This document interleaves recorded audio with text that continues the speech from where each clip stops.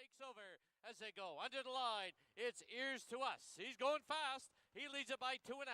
Stanford North second by 3.5. At the rail, Devani is third. On the outside, Texas Moonshine. Into the clubhouse turn they go, and it is Ears to Us with a 2.5 length lead. Stanford North chasing in second, opening quarter 22 and 2 over the sloppy track. And as they head down the backstretch, Ears to Us with that 2.5 length lead. Stanford North second by 3. Texas Moonshine in third, and Devani is fourth as they run past the 5/16 marker. It's still Ears to Us with the lead. Ears to Us now with a quarter to home. The half was 46 flat, and Ears to Us, the field is creeping closer. Here's Texas Moonshine looping up on the outside, and now slipping through on the inside is Devani as they turn for home. Texas Moonshine and Devani, they're now heads apart. It's about 6 back now. 2 Ears to Us, deep stretch, Texas Moonshine on the outside. Devani at the rail. They hit the wire. It will be a head bob. Might be Texas Moonshine over Devani. Stanford North and Ears to Us. And ridden to victory by Antonio Reyes. Texas Moonshine is a full-year-old gelding by Texas Red out of Cash in My Pocket. Final running time for the about 6 furlongs, 1:12 and 49 100ths.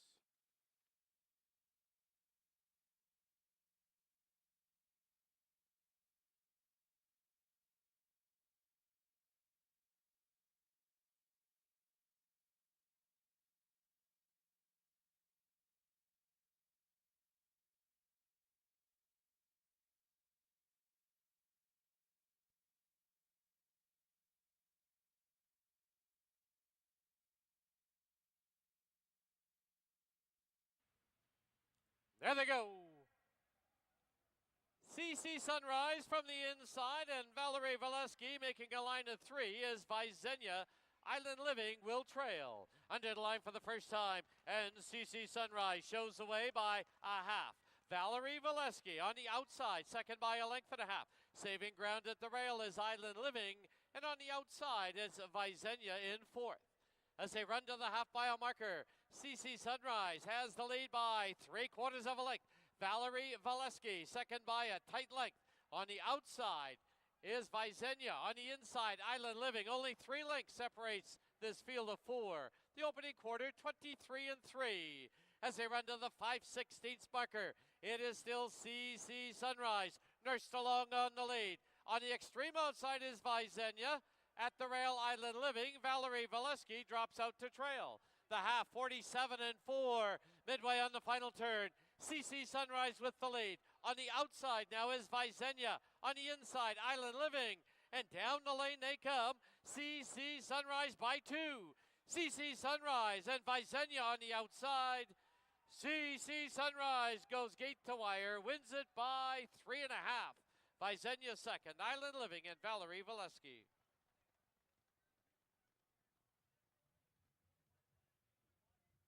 CC Sunrise, a full-year-old filly by Counterforce out of Serengeti Sunrise.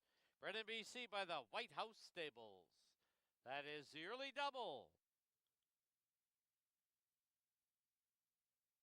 20-cent super was $10.27.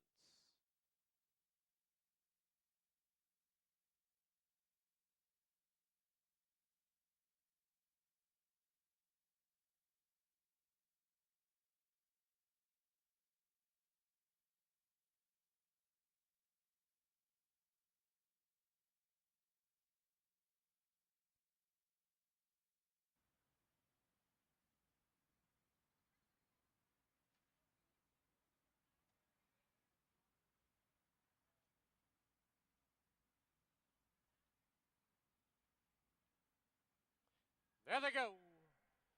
BC Choo Choo hopped in the air at the break. Fraser Landing put on the early lead. BC Choo Choo on the inside. Up on the outside is When in Mexico. On delay is the early trailer. Under the line, Fraser Landing has the lead now by a length and a half. On the inside, it's BC Choo Choo. On the outside, When in Mexico. And 2.5 lengths back to the trailer. On delay. As they run to the half-mile mark, It's Fraser Landing with the lead. Opening quarter, 23 flat.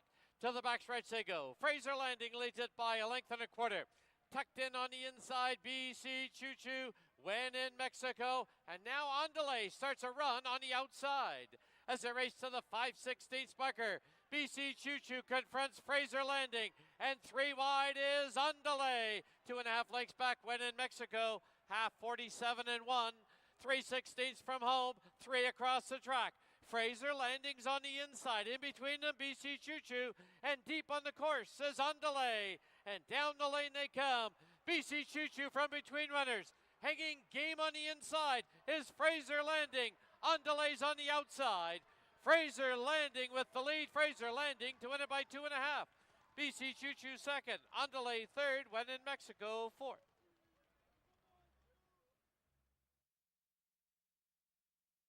Down racetrack in Richmond, where she met her future husband, Russ Combs, who became a jockey and later a trainer.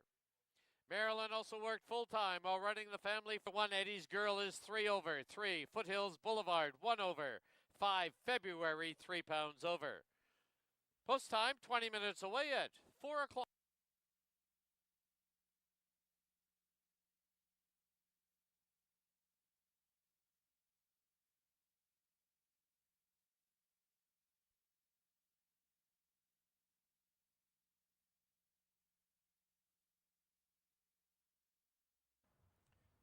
Four in, they're at the post.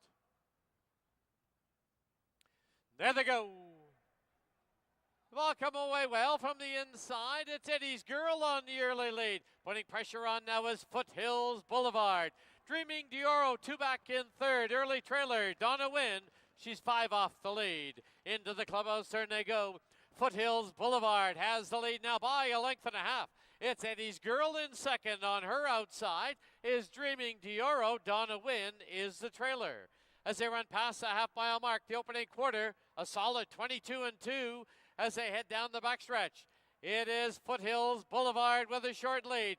Dreaming Dioro trying to range up on the outside. At the rail, Eddie's Girl in third, and Donna Wynn now asks for run in fourth. She's about 3 off the lead.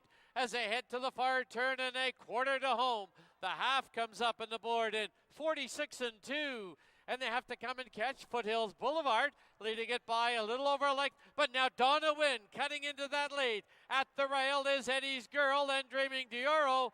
As they turn for home, Foothills Boulevard with the lead. Donna Wynn's on the outside.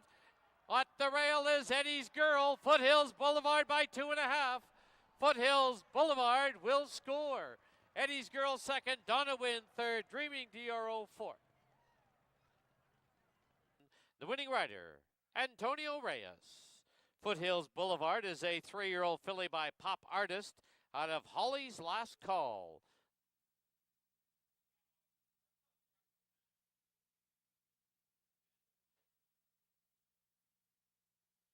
Final running time for the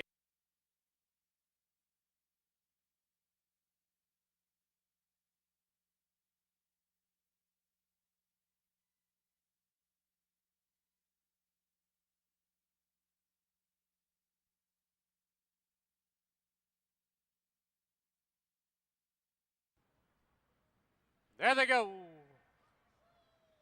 Lucky Force from the rail sent off for the early lead. Driving up on the outside is Cerebro, followed by Florida Gator and Time Ticker. Under the line, Cerebro grabs the lead. Leads it by a length and a quarter. Lucky Force in second, keeping him company on the outside now is Florida Gator. Then it's about 6 lengths back to the trailer. Time Ticker as they run to the half-mile mark. Past the half they go as they head to the backstretch. Opening quarter in 22 and 2. And Cerebro leads it by a length and a half. Lucky Force at the rail, second by a head. Right there on the outside, Florida Gator is third, now by about 8. Time Ticker is the trailer. Past the 5/16 they go, and it is still Cerebro with the lead. Lucky Force now trying to move up on the outside. Florida Gator is 2 back in third, and Time Ticker now closing some ground. The half 45 and 2. 1/8 of a mile from home, and Lucky Force on the outside confronts Cerebro and grabs the lead. It is Florida Gator and Time Ticker. Lucky Force on the outside by a neck. Lucky Force, Cerebro. Lucky Force to prevail. Cerebro second, Florida Gator third, Time Ticker fourth. There's enclosure, the winner of race 5, number 1, Lucky Force. He's owned by Ed Claggett, trained by Craig McPherson, and the winning rider for his third winning ride today, Amadeo Perez. Lucky Force is a 4-year-old gelding by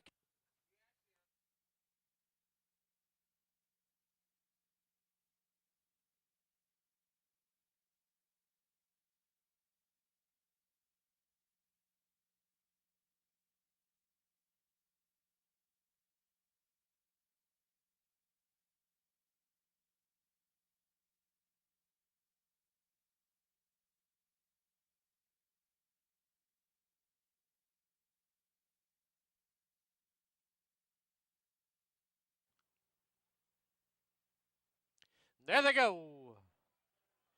Knopfler from the rail, right off of the early lead. Right there in that mix is Something Elusive. Far outside is Deputy's Dancer as they go under the line. Deputy's Dancer has the lead. Trying to hold the rail is Knopfler. Something Elusive gets away in third. There's a break of 4 now to Dealer's Hand. On the outside, More Than Soul Title. Down towards the inside is Ring of Kerry. 2.5 for the back now is Frankie Machine. Valuable Cowboy and Juvie 2. Opening quarter, 22-4. As they head down the backstretch, it's Knopfler from the rail with the lead by a neck. Right there on the outside, Deputy's Dancer, second by a length and a half. Something Elusive in third. On the outside, More Than Soul Title is fourth. Then Dealer's Hand at the rail. 2.5 for the back. Now comes Ring of Kerry. Valuable Cowboy. They're midway on the final turn. The half, 46-2. 3/16 from home. And Deputy's Dancer on the outside by a neck. Knopfler is second now by 3. And Dealer's Hand at the rail third. And down the lane they come. It is Deputy's Dancer. Knopfler, Dealer's Hand. Juvie 2. Far outside, Frankie Machine. But Deputy's Dancer will win it. Knopfler will be second. Frankie Machine third. There's a cluster for fourth and fifth. 111 and ridden by Kieran Kellawan. Deputy's Dancer, a 5-year-old gelding by Silver Saint out of Dancing Craft. 9-1 exacta, 96.50. The try was 5:44.20. Pick 4, you need 404, 343 on Hastings Racecourse. Drive safely. See you soon. Good night.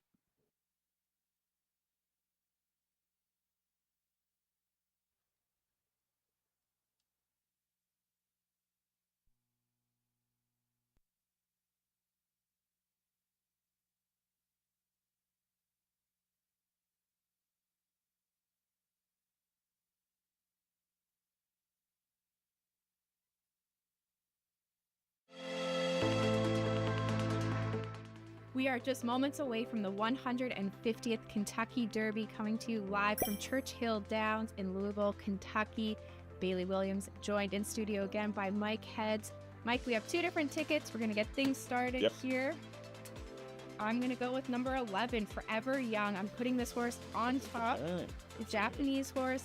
They've changed their breeding program over, I'd say, about the last 5 years. They're really trying to come over to North America, prove themselves in their stock. They have a very different training style. This horse is 5 for 5 a lifetime, very well traveled.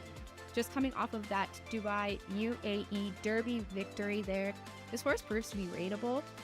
In all the galloping we've seen, this horse is smooth. He does beautiful lead changes, relaxed. They take him for nice wanders. He has the mentality in front of that big crowd. I think will definitely be in this horse's favor, as there's a lot of speed. There's a big field. Lots to maneuver through. Right. I know Mike Welsh, who's the DRF clocker, he clocks for the Daily Racing Farm. He mentioned that he was really impressed with the way, as you mentioned, lead changes with Forever Young. He really has looked the part since arriving in Louisville. So, it's always tough to come over, but you're right. He's well-traveled. He's gone from Japan to Saudi Arabia, and he's done in Dubai. He's been everywhere and performed obviously perfectly. He's a perfect 5 for 5. I'm going to go to Mystic Dan. I don't love a horse in here, but I do like that. I think 20 to 1, it's on the morning line, is a very fair number on him. He was so good at Oakland Park in the Southwest Stakes. They chose to skip the Rebel with him and just go off and work. So the Rebel kind of came up a little quick, maybe in 3 weeks, but he crushed them in the Southwest. And then he had to come in off of works. It was almost 2 months between races his next start in the Arkansas Derby, and he ran into a good Muth. He didn't get a great trip at all. I just think better spacing in between races. He's a versatile horse. He can handle fast tracks, off tracks. He's got a nice draw. I think he'll be in mid-pack. Brian Hernandez knows him very well. I don't know. I'm just going to try Mystic Dan at a nice price. I'm going to do a little win place bet on him and perhaps hook him up in an exactor with the favorite or one of the favorites, Sierra Leone, who won't have any trouble with the mile and a quarter distance. I did, in my exactor play, leave the number 2 Sierra Leone out just simply because I didn't like the way he loaded that last start. Yeah, that was alarming. Yeah, we've seen him school lots. They've done a great job in schooling this horse. However, it's hard when you're not there live to equate. He's sweaty every time he's schooled. Is that due to the temperature, stress? That's the only reason. It's a big field to load. I did leave him off my ticket. I had a little bit of a play here. I'm going to put Catching Freedom, closer of the field. Every time we've seen him paddock school, he's got beautiful muscle tone, really coming into himself. Had a terrible, unfortunate trip there in the Louisiana Derby. Got stopped, re-rallied, was able to get the win. I think that showed a lot of tenacity for a young horse in particular. Fierceness, I also threw in for that place spot on my ticket. Johnny Velasquez, this is his race, I think, to win or lose. He's a very smart rider, but there's a lot of speed to his inside. That's the thing, pressure. How much pressure does Fierceness get? If he doesn't get a whole pile of it, at least he has the outside. He can look. He doesn't absolutely have to have the lead. But if he's sitting close to a 45 and change or a 46 flat opening half, the mile and a quarter gets a little sketchy for him. That really brings in the closers. And but yes, a talented horse. He showed it in the Florida Derby. He was absolutely brilliant. I wouldn't hesitate. Obviously, you have to have the horse in your ticket, but yeah, Fierceness is a big player. Yes, and Just Steel, actually, another long shot play, morning line 20 to 1. A case of seconitis, but was the only horse I was still running on against Muth last time in the Arkansas Derby. Like you mentioned, unfortunately, we don't get to see Muth here today, but you heard it from us. Watch him for the Breeders' Cup coming up and all the winning you're in races. Yeah, no, Muth's a nice horse, and Muth will be. You'll see Muth down the road, but yeah, Just Steel finished ahead of my top pick, Mystic Dan. I just thought Mystic Dan had a little tougher trip, but Just Steel. You never underestimate the coach. You wait and look. And last but simply not least, on my ticket, I have Resilience from post number 19 for Bill Mott, Junior Alvarado, horse of the year last year. This pair is very, very tough together, and this horse is developing in the typical Bill Mott fashion. Yeah, he's great at breaking horses, the step by step. He's a pro at it, and he knows how to bring horses up to big races. Bill Mott, he's a Hall of Fame trainer that knows how to get young horses to produce the best on the right pace. Yeah, I mean, that I didn't put him on top for that simple fact. I don't think he's quite caught up to the rest of the field in their 3-year-old year. He's one that maybe keep watching further through the Belmont and Preakness as well. Another one to toss in, I want to toss in a pile of horses, but the 18 Stronghold is also interesting. He had the Hylas Tomlinson rating for the distance. He's done nothing wrong in his career so far. Of course, he took Worst has been a second, so. Yeah, he's just been a cool horse. The 18 Post is the only, he's probably 17 now because there has been a scratch of Encino. But with the 21 Epic Ride getting into run, but number 9 Encino's out. But yeah, it's just a post draw for him. I just, in recapping, I just really think Mystic Dan might get the best trip of any of the mid-level closers, and I'm hoping that this horse can get that kind of trip and stay out of trouble. He's far ahead of the Sierra Leone, who are going to be at the back of the 20-horse field. Things get difficult when you're trying to weave your way through 20 horses, but I still need some pace on up front. But 20 to 1 for me is pretty. I'll take it on Mystic Dan. Yes, and again, I'm going for one that should be sitting about mid. But you're a good price too. Yep. Forever Young's not going to be. No, he's going to be 10 to 20. But I think you'll get at least that from race time. So that's my top choice, number 11, Forever Young for the Japanese connections there. Mike is heading to number 3, and after the Derby, make sure you stay tuned for race number 4 right here at Hastings.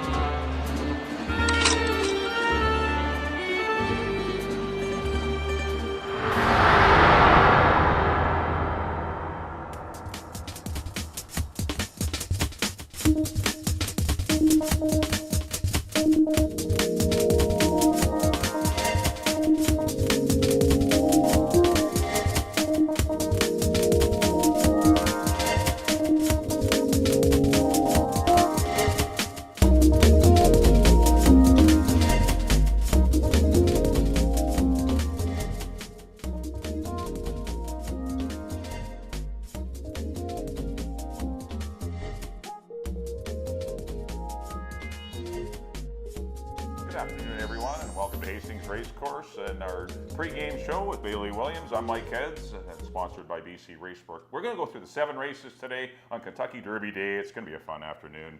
A little, like a greasy fast track at Churchill Downs for the Kentucky Derby. We got a beautiful racetrack for our 7 races today. Yeah, it should be playing pretty fast here today. There's a little bit of a breeze, so that'll be nice for them. Turning for home, I'm going to get things started right here in an early daily double. Race number 1, I'm going to the 5, Ready Hero, making his dirt debut. We did see a couple works back. Right. He got in behind a set that was breaking off, and he galloped out strong into that. That's always what you like to see. It's a question mark when you transfer over surfaces. And in that double, I'm going to go with number 3, Wicked Knight, in race number 2. That's how I'm starting my day off. Where are you going there, Mike? Well, I'll do a daily double as well. I perhaps remiss in not putting Ready Hero in the top 3. I did go to Cobra Jad, a horse that's been racing in California. I couldn't find any speed in this race, and I think Cobra Jet might get a good trip. I agree with Wicked Knight in the second race. I think that's the horse to beat. I'm going to try a 3-3 double, or perhaps go a 3-5 in the first with the 3 in the second. And you might get yourself started off on the right foot in the early double. So Bailey's going to go to the 5, Ready Hero. I'm going to go to the 3, Cobra Jet. In race number 2, once again, we have some maidens here. Actually, no, non-winners, a conditional 16,000. They get in for a variance of claiming prices, and some are waived as well. They're going to go 6 furlongs. We're shortening up back to 6 furlongs. We had the about 6 furlongs last week. We're going to go right 6 furlongs, which starts right in mid-stretch. So that'll be the new distance for this week. Then I'm pretty sure we're going back to 6.5 furlongs for the rest of the meet. But as we mentioned off the top, Wicked Knight looks pretty good in this spot. Once again, this race does not feature much speed. And Wicked Knight, when in a good striking position, generally runs some good races. Yeah, we agree there. And this race does kick off the pick 5 wagering carryover. races. Yes, we have a nice carryover. $4,000. $4,000. Yeah, $4,000. And if you're not going to key Wicked Knight, I think the 4 Logical Owl or the club horse Prince Cairo could be of interest. But we both agree that the 3 Wicked Knight's going to be pretty tough to beat in race number 2. In the third race, we got some $16,000 fillies and mares in a non-winners of 3 lifetime. Once again, going 6 furlongs. I'm between the 2, 4, and the 5. We do kick off. No, we don't. Yeah, we got to pick 3 or first pick 3 here on races 3, 4, and 5. I was between the 2, 4, and 5. I went to Dream Bee. Amadeo Perez will be aboard for the first time. I think she can either get the lead or be really close to the pace. With 6 furlongs, you want a good post.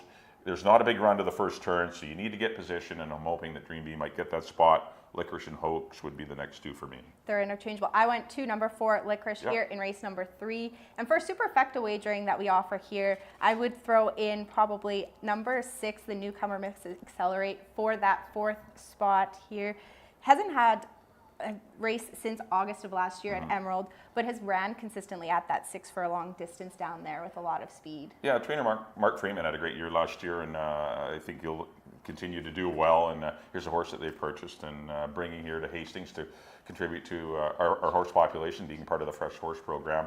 And no, definitely a good superfecta horse. But you're going to go to Licorice. I'm going to go to Dream Bee, but I think they're both very live in race number 3. Well, the next race will be the Kentucky Derby. I know we've touched on it on YouTube if you've seen the video, but we'll quickly go over the Kentucky Derby. Of course, the race goes just before 4 o'clock today. There'll be a little break between races 3 and 4. And I'm taking the 3, Mystic Dan. Impressed with his win in the Southwest. Didn't run back in the Rebel. It's pretty rare when a trainer skips a $1.25 million race because he thinks it's too quick back of 4 weeks. But trainer Ken McPeak did that and brought him up to win work. The Oaks yesterday. It could be that's what I'm hoping for, a Ken McPeak Oaks Derby double. But they brought him up to the Derby off of Arkansas Derby off of Works, and I don't know. I just don't think it panned out that day. Had the 9-hole, didn't get a great trip. ran into a very good Muth, who would probably be the favorite in this race. Of course, not eligible to run in the Kentucky Derby. Muth, one of the bad Bob Baffert runners. But I think Mystic Dan at 20, 30 to 1, whatever he's going to be, is definitely worth a look. The 2-horse Sierra Leone is obviously live. The 17 Fierceness is obviously live. The 18 Stronghold would be my next horse. But I do like Mystic Dan. See, I went to Forever Young You here. went to Japan. Good for you. But watching the races throughout the day there at Churchill, they're closing quite well over that track. So Sierra Leone, obviously one that you're going to want to consider. But Catching Freedom at 8 to 1, I still really like this horse. And as we've seen the closers progress throughout the day, that is one that I would maybe take an extra look at there in the paddock. Again, the 150th Kentucky Derby does go just before 4 o'clock here. Yes, I know we've mentioned a lot of horses, but it is that kind of race. Anytime you have 20 horses, they all have pretty darn good form. That's why they're in the race. And it's tough to handicap and pinpoint which one's going to beat the other one. But good luck to whichever way you go in the Kentucky Derby. It's going to be a lot of fun. Once again, 3:57 will be the exact post time for the 150th Kentucky Derby. Let's get on to race number 4 back here at Hastings. Start of the pick 4. Get those pick 4 wagers in on the 4th race. I'm on the 2 Peterson Landing with no strong conviction, though. I put the 6 Penalty to Rangers. I think this horse might be the speed of the party. I got to have her in there. And also, Texas Legacy is another one that doesn't win a lot, but definitely on the board a lot. But I would be looking at the pick 4 playing those 3 horses. I went 2, 6, and 1. And for the pick 4 wagering, I did include 4 horses on my pick 4 ticket in here because, like you said, I wasn't quite sold on Pedersen Landing. That's who I went to for my top spot in here. But the 4 I went were 2, 5, 1, and I was also going to throw in Penalty to Rangers, who looks to be the speed of the race. That's the only thing that makes her dangerous is her speed, and she might sneak away. I think she wears an extended blinker, and she's got a good draw. The outside post is perfect for a horse that tends to get out on the turns. You don't want to be down on the inside with a horse giving you pressure that they can't see. So the outside's a good draw, and if she clears, she's gonna be tough to catch. She always runs very well. But I know fresh. we both agree on Pedersen Landing, but not. It's a tough race. This one come up a little salty and no real strong pick in the 4th race. On to race number 5. Oh yeah, nice little advertising there. Vancouver Canucks, congratulations on that 1-0 win last night. We got more hockey coming at you next Tuesday, and you can watch it here at Hastings as well. In the fifth race, let's kick off your late pick 3. We got a field of 8 set to go 6 furlongs. Ari Cara is very fast. I don't know how the track's going to play, but I don't think it's going to hurt speed horses. I don't think it ever does, but I think Ari Cara is going to be pretty quick. She lays down some pretty dynamic fractions and still has something left at the end. So I like her. Amanda, if Ari Cara doesn't last, I like Amanda to come running on late. Another Sunny Days, another classy mare. I like all the 3A horses. Ari Cara, Amanda, another Sunny Day. 3 A's for me in race 5. I agree with 2 out of those 3 A's. I went with Eric Cara on top. Like you mentioned, she does have a lot of speed. And I'm hoping that maybe if another Sunny Day can kind of keep her in that 2-path, keep her just off the rail, she'll have that rail advantage. As Eric Cara does tend to get out a little bit in that final turn, so hopefully anybody who's trying to close is able to just tuck in right behind her and make a good run late for my other Dino Condolinius horse in here, Walk in the Walk, to make a good move. Yeah, she's a good off-the-pace horse. You know, she would appreciate 6.5, but still respect her at 6 if the pace is on and things go well. All right, on to race number 6. The only scratch we have on the card, scratch number 7, Lucky Cowboy. We're down to a field of 6. I went to the 1 Anzac Bay. I think this is a mix of boys and girls in here, and Anzac Bay, I think, is the best numbers of anyone in the race. She's been running in the toughest races, has shown the most potential, and certainly won't be hurt by the fact that she has Amadeo Perez in the iron. So I'm going to go Anzac Bay. Home Run Girl's interesting. This is a 4-year-old that's got, has some nice works, never run, but I think there's something there. She's a full sister to Home Run Guy, who was a pretty nice horse in the Carl Austin barn. So I'm going to give this one a look, and I put the 2. I was between the 2 and 4, Rick Stancer and Board Equity, but I went Rick Stancer for 3rd. But I really like Anzac Bay and Home Run Girl. I think you could probably get your pick 4 down to 2 horses there with the 1 and the 5. I got brave with my pick 4. I did single number 1 Anzac Bay in there. I did key her as I went deep early there in race number 4. I really like this filly. I think that it's nice to see her start at this level. You can always move up, and once a filly gets that confidence and gets a couple wins under her belt, like you mentioned, Amadeo Perez will be aboard today for the Keith Peterson barn. We've seen him work her the last few times. They seem to get along really well in the mornings. Hoping to get that victory here today. Yeah, she certainly could get nicely drawn in gate 1, so I mean she's going to be tough to catch from the rail. Probably a very good key. On to the 7th and final, we got Exacta Tractor Superfecta. We get a little carryover in the Super High 5 as well for you Super High 5 players. We got 8 fillies and mares signed on in here. Good betting race. I see a lot of speed in here, and I just, even though it's 6 furlongs, I might be making a mistake putting Pineapple Tidbits on top. She was a 5-time winner two years ago. Last year, I still had a decent year, but just I think everything points to her being able to win even at this shorter distance. I just see a lot of collisions on the front end. So I'm going to try her over the 4 Lasting Light, who I think is the best of the speed mares. And I put the, who did I put in for third? Oh, the one, Richards Commanders. Honest as they come. She's just a good, hard trying mare and seldom misses the board. So that would be my triactor, 3, 4, and 1. There you go. I went to the 4 Lasting Light. Like you Yeah. mentioned, this mare has a lot of speed and a lot of tenacity. When she gets hooked on the front end, it almost drives her on to race that She's much very better. game. At 6 furlongs, she could last. Yeah. So I did put number 4 Lasting Light on top. I'm doing a super high 5, like Mike had mentioned. There is a carryover for that here in today's finale. I went 4, 8, 3. And then, like you mentioned, another little bit of a closer, hopefully, is Carla's Honor. Sometimes this horse starts the year a little bit slow. She's not quite, but we've watched her train since mid-January, and she's really geared up this year. She's gotten acquainted to our surface, our track here. She's definitely a danger as well from the 7 hole here in the finale. That should be a good final race. Once again, don't forget that carryover in the super high 5. Well, that'll do it for our pre-race analysis of today's May 4th card. Wish everyone lots of luck. Thanks, Bailey, and good luck everyone throughout the day. And up next will be Scratches and Changes from Dan Jukic.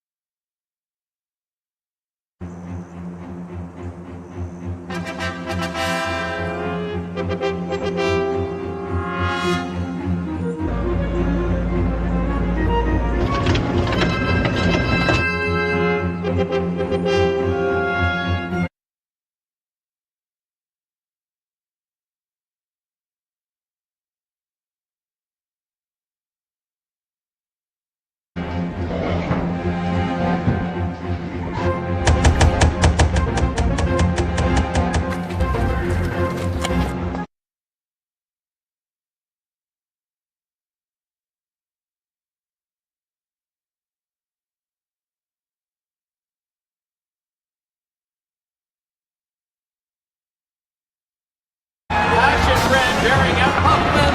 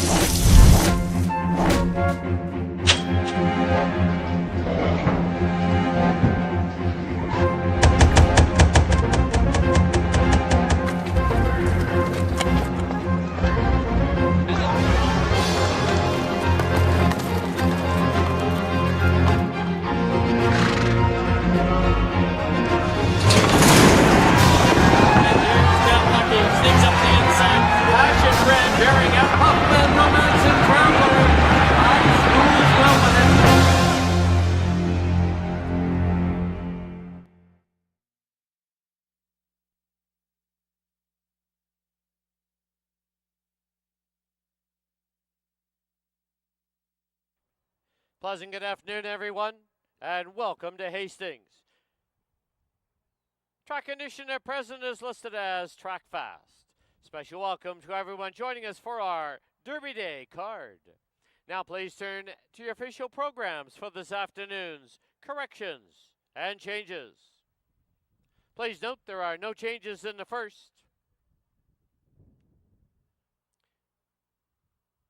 Race 2 is a clean board. Race 2 does kick off the pick 5. There is a carryover of over $4,000. It is not a jackpot pool. You just must pick 5 of 5. In the third, please note, number 6, Miss Accelerate, should have an assistant trainer, Tony Cluche. After that race, it'll be the 150th running of the Kentucky Derby from Churchill Downs in Louisville, Kentucky. Post time for that race is 3:57. In the fourth, the owner line. On number 6, Penalty to Rangers, should include Alexa Ramirez. Race 5 has no changes. In the 6th, scratch number 7, Lucky Cowboy. Number 6, Stolo Spirit, in for the claiming price of $5,000.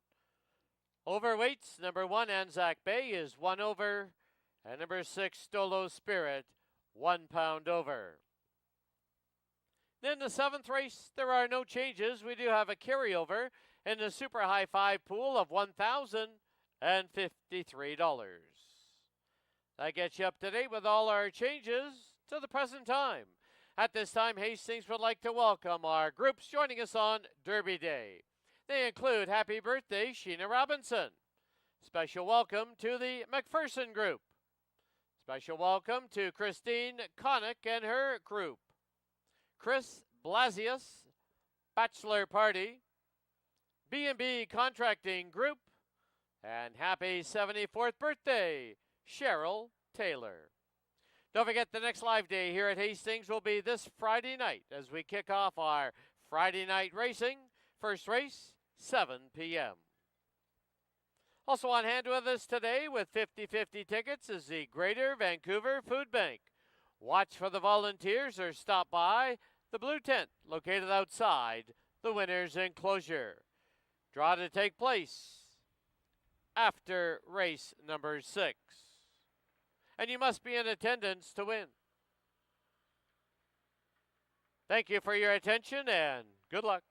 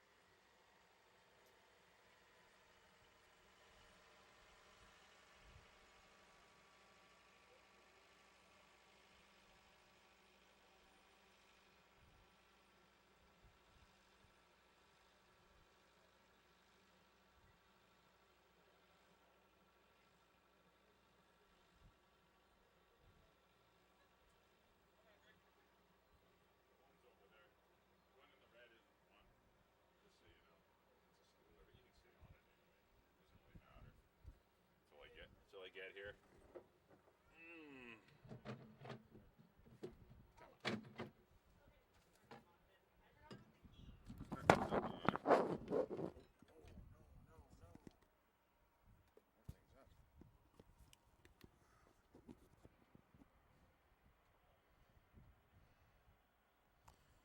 All right. A pleasant good afternoon.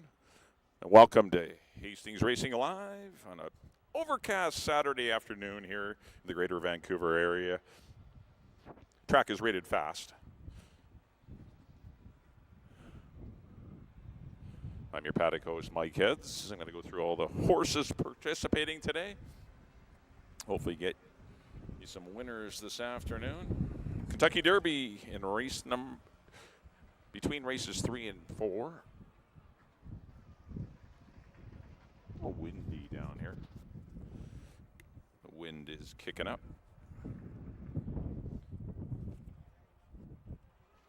Got a field of 5 to kick things off.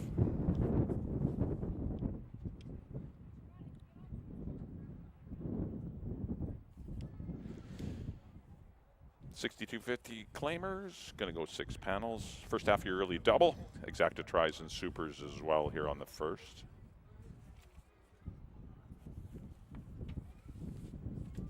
There's the one, Country Cowboy for Joe and Gloria Russo for trainer Patty Leaney.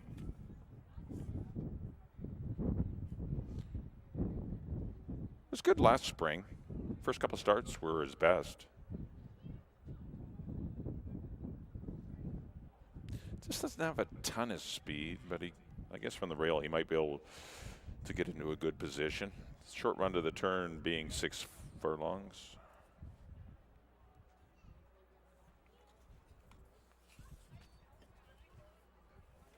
Karen Kellawong gets the riding assignment.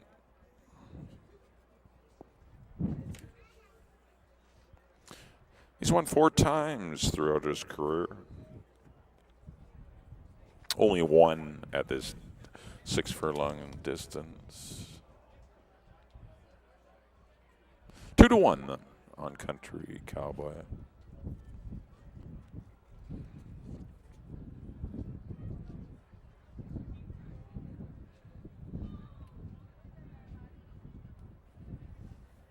Next up, be the 2 racing a river for Ridge Balgobin for trainer Robbie Hansen.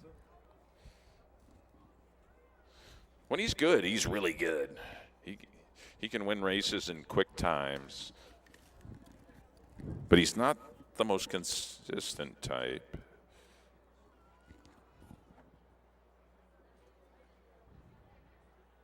Had a good spring. Looks like he's been going well in the mornings. A big, high-headed horse. He carries them. That's why he wears the blinkers, a shadow roll. He's got a lot of equipment.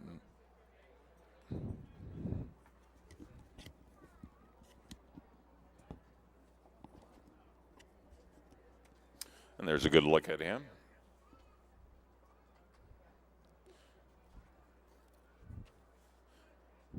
There isn't a ton of speed in here, so if he can find his way to the front, he's going to be awfully tough. But he must break well. That's the whole key to him. He's not the most consistent horse out of the gate either. But we'll see how he fares today. Currently sitting at 3-1. Number 3 will be Cobra Jet. He's my top pick in here. Got some pretty good races at Emerald and Golden Gate last year. Been claimed for the Hastings Horsepower and Motley Crew. Trainer Pete Milburn. Larry Seacharan does all the morning work for the Milburns, and he gets all the live ones. And this, I think, is a pretty live one. He hasn't really got sprint speed, but he's still not going to be very far off the pace. And in this race that doesn't feature a pile of speed, he might even find his way to the front. Currently at 5-2. That's the 3, Cobra Jet. 4 will be Slews the Boss. He's an off-the-pace runner, definitely better at longer distances.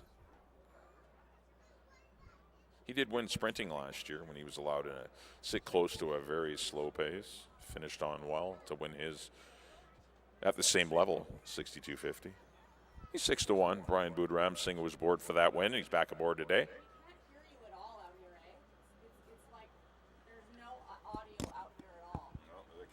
Okay, thank you.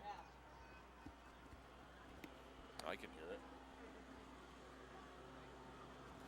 And rounding out the field, will be number 5, Ready Hero. For Jordan Froelich and Dino Condolenios. I need the 5. There he is. Okay, thanks. Oh. There's Ready Hero. And running at Woodbine, was claimed last year for $5,000 or $4,500 by Jordan Froelich. Brought here to Hastings. Good string of works. Nice work on April 21st in 1 minute and 2/5.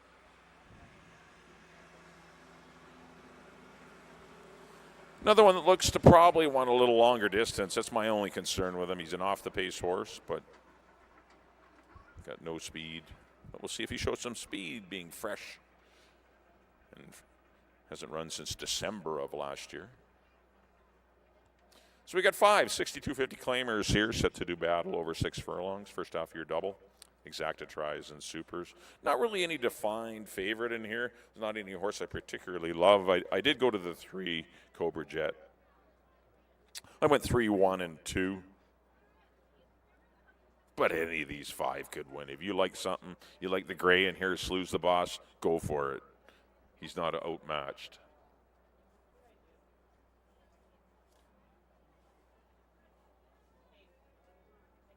And don't forget, if you're not an HPI member and you're here at Hastings, please go sign up.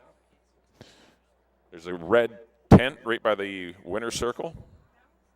Go see the red tent by the winner's circle. You can get signed up and be a member. You get rewards. You get a chance to watch all the videos on your phone or on your tablet, your computer.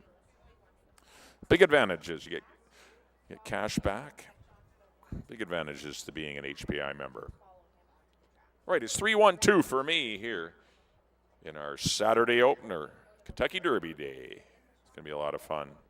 Good luck, everyone, in the first. We'll see you back here in the paddock for race number 2.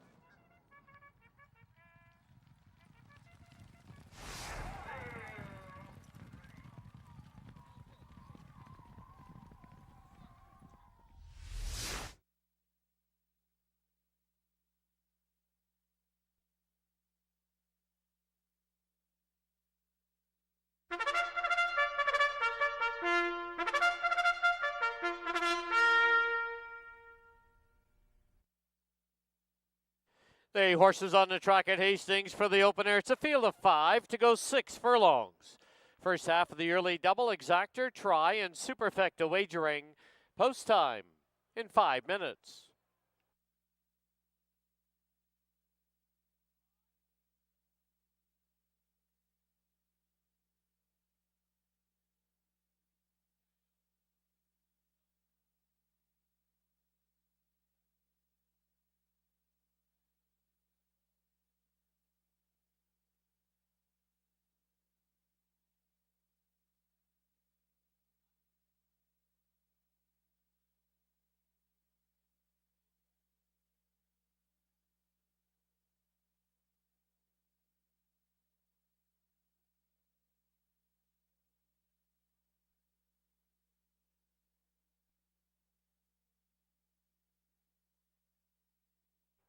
Here's the field for the opener. Number 1, Country Cowboy, owned by Joe Russo and Gloria Russo. The rider, Kieran Kellawan.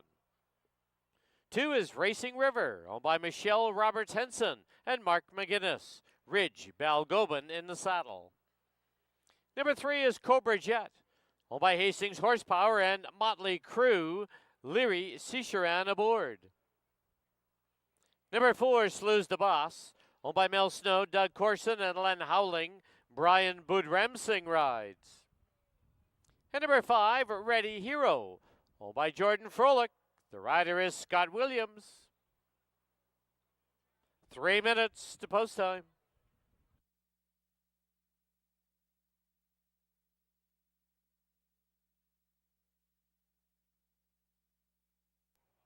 All right, let's kick off our Saturday card and go down to the paddock and Bailey Williams. Thank you, Dan. We are just 3 minutes away from the opener here at Hastings. I'm joined by trainer Robbie Henson. Robbie, you've expanded your barn a little bit this year. Racing River is the first one you send out. How's he training coming into today's race? He's training forwardly going into the race. I'm pretty excited to run him. It's an exciting year. Well, he did have 3 wins on the year last year. 6 furlongs isn't ideal for him. However, drawing the inside, do you think that'll give him a better chance to focus? It's always a jockey's race, running 6 furlongs. They got to make their decision after the break. Well, we'll wish you the best of luck here with Racing River and continued success with that expanding barn of yours. Thank you very much.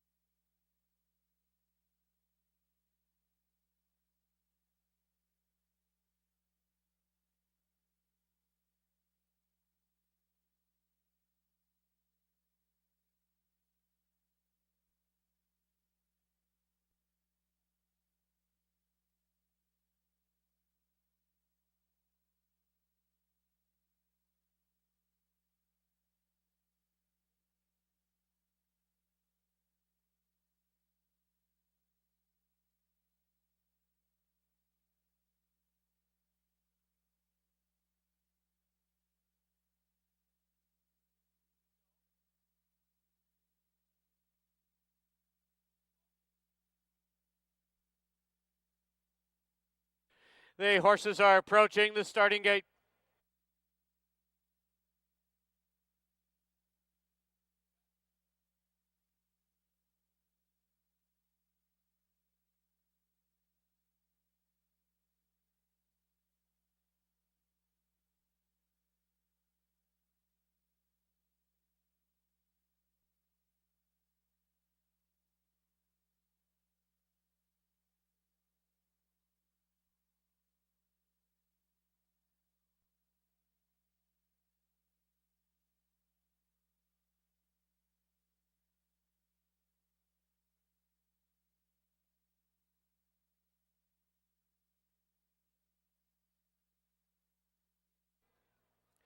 The horses have reached the starting gate.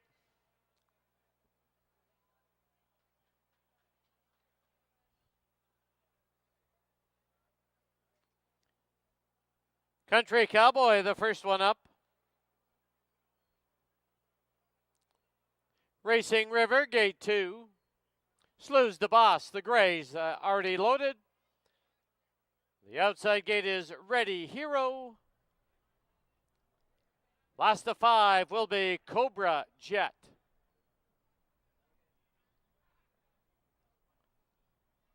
Five in. They're at the post. There they go. Racing River from between runners down on the inside, Country Cowboy, and now Cobra Jet joins the party. 2.5 lengths back, Slews the Boss. On his outside, Ready Hero. As they go to the clubhouse turn, Racing River has the rail and the lead now by a half. On the outside, Cobra Jet, second by 2. Country Cowboy at the rail in third. Then on the outside is Ready Hero. Slews the Boss, the trailer. He's about 5 off the lead. They're midway in the backstretch, opening quarter in 23 and 4. And Racing River has the lead from the rail by a neck still. On the outside, Cobra Jet, second by 2. Country Cowboy at the rail. In between runners, there's Slews the Boss. And on the outside, Ready Hero. Quarter mile from home, half 47 and 1. And Racing River continues to lead it. Hounding on the outside. As they get set to turn for home is Cobra Jet, and Slews the Boss is trying to skim the rail, and down the lane they come. It is Racing River, Slews the Boss trying to close late. Racing River, Slews the Boss, one last surge. Racing River goes all the way. Slews the Boss will be second, Ready Hero third, Cobra Jet and Country Cowboy.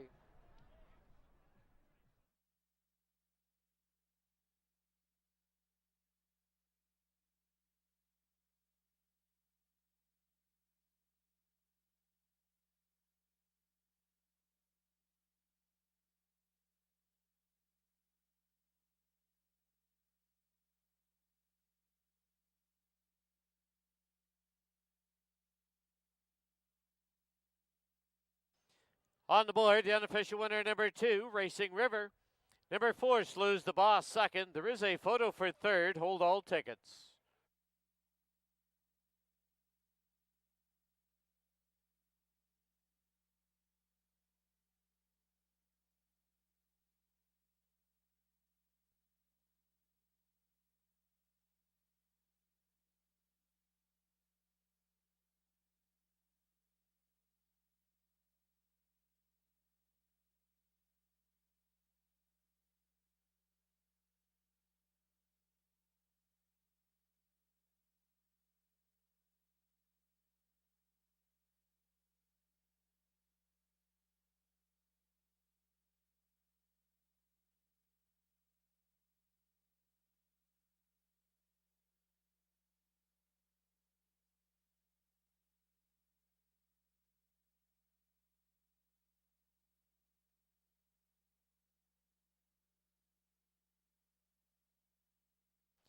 In the photo for third, number 5, Ready Hero is third.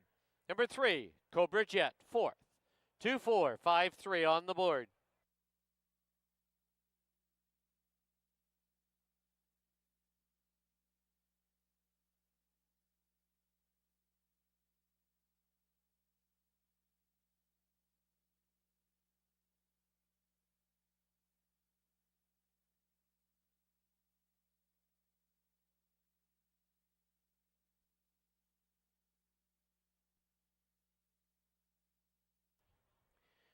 Into the winner's enclosure, the winner of the opener, number 2, Racing River.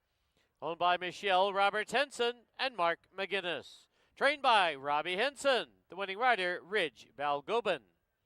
Racing River is a 7-year-old gelding by Lent out of Rivers Reach, bred in BC by the Embry Farms.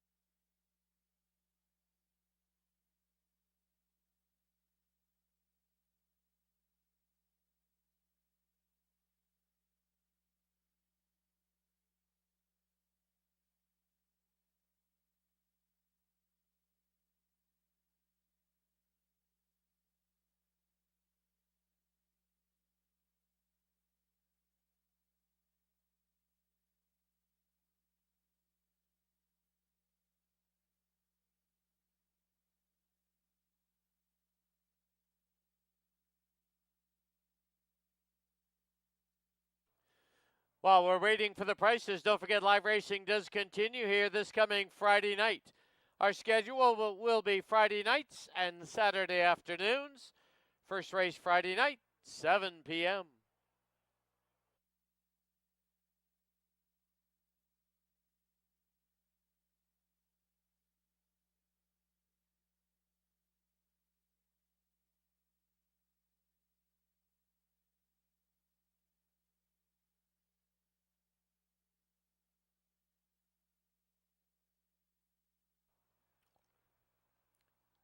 Two four exacta was $23.95. 245 try was $88.60. 20-cent super $41.49.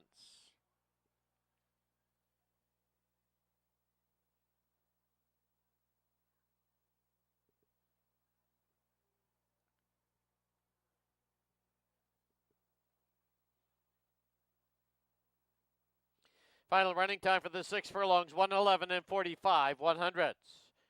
In the second, this race kicks off our $1 pick 5. The carryover is $4,026. It is not a jackpot pool. You just have to pick 5 of 5.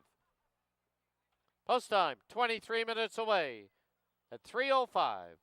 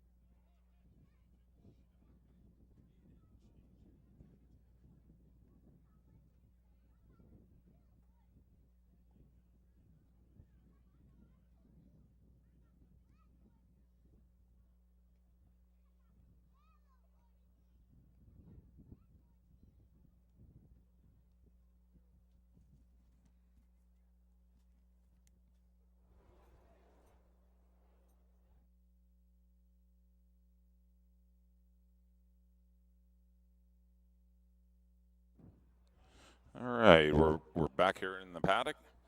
Time for race number 2 here at Hastings. This second race does kick off the pick 5. We got the carryover a little over $4,000.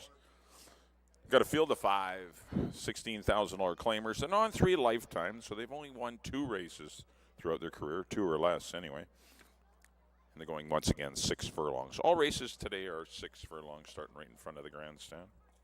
Well, congratulations in race number 1 to Mark McGinnis, Michelle Roberts-Henson, and trainer Robbie Henson is Racing River. Under the guidance of Ridge Balgobin, goes wire to wire to win race number 1. Right, so you got about 13 minutes to get those pick 5 payoffs or tickets ready. Here's the one. This is accordingly one of 2 Mark Cloutier runners in here. This will be the off-the-pace horse.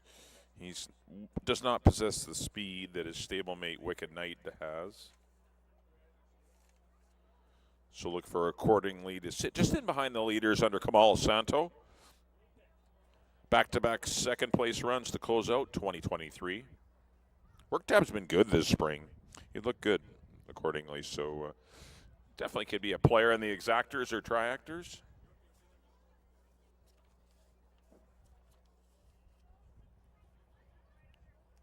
Or even the superfectas.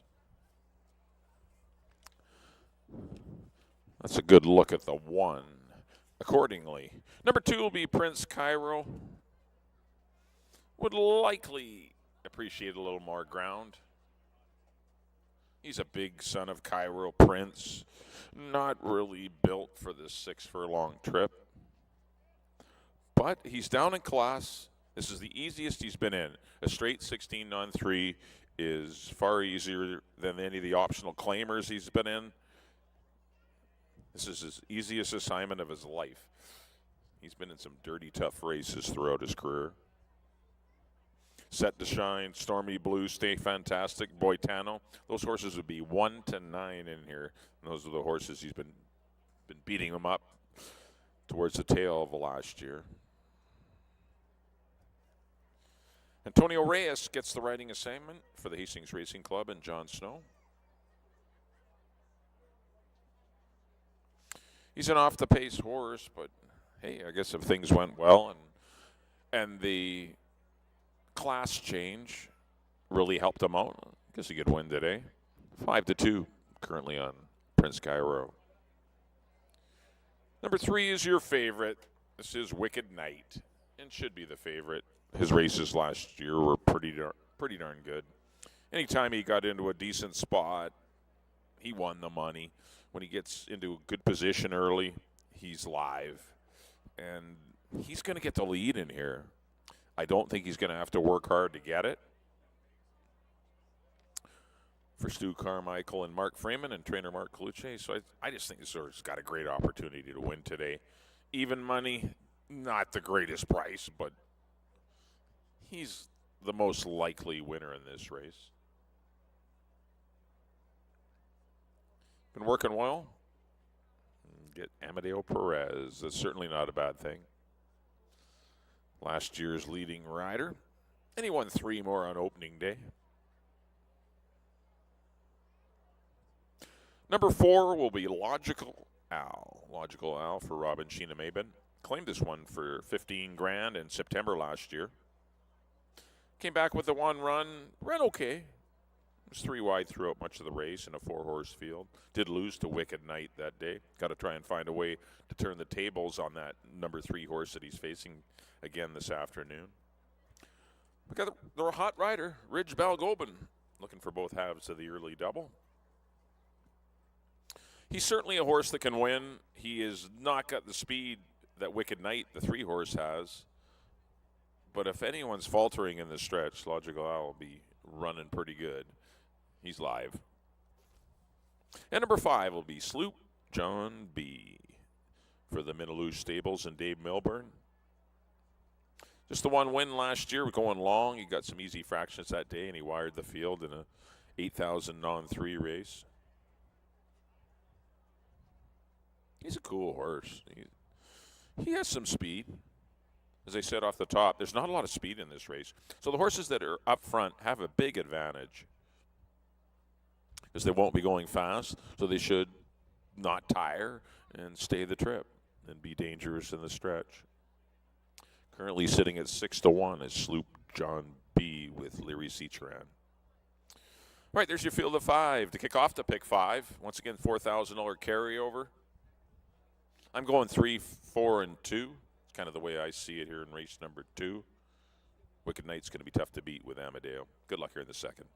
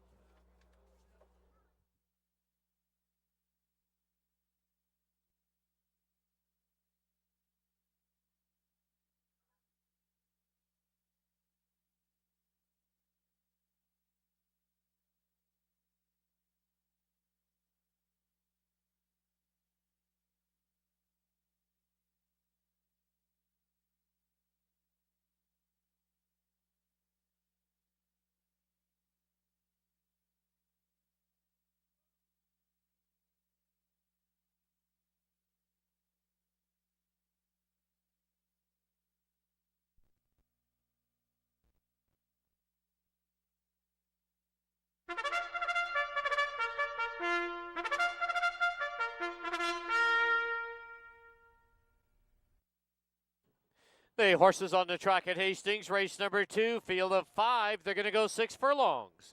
Exactor, Try, Superfecta, and $1 pick 5 wagering. There is a carryover of $4,026.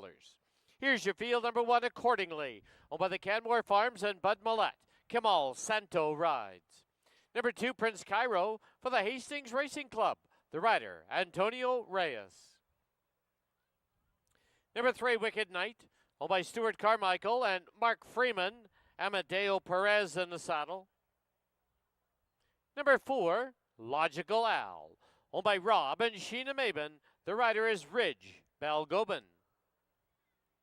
And number 5, Sloop John B, owned by the Minaloo Stables and Dave Milburn. The rider, Leary Citroen. 7 minutes to post time. Once again, just a reminder, on hand with us today, the Greater Vancouver Food Bank. They are selling 50-50 tickets. Pick up your tickets from a volunteer or at the blue tent outside the winner's enclosure. Time to go down to the paddock again, and Bailey Williams. Thank you, Dan. I'm joined by one of the many Hastings Racing Club members, Steve Kozak. How long have you been a member of the club? I think this is my 3rd year that we've been a member of the club. And yeah, we had horses before and we were away from it for a few years. So it was a great way for us to get back into it. So having a lot of fun. We love that you have so much fun with it. One of the best things for me is seeing just like the different age groups. So we have some kids that are first-time owners, and it does offer the opportunity for people to get back into it. How do you like, more effectively known as George, Prince Cairo here in race number 2? I think he might want to go longer, but I think he's got a good shot. He's dropping down here, and yeah, we're hoping for the best. So get close anyway. Wonderful. Best of luck in here. And quickly before we leave, do you have a Kentucky Derby pick here today? I think Forever Young I'm going to go with and just take a shot on him. I like his chances. So. As do I. Thank you so much for joining us, and best of luck. Thanks, Bailey.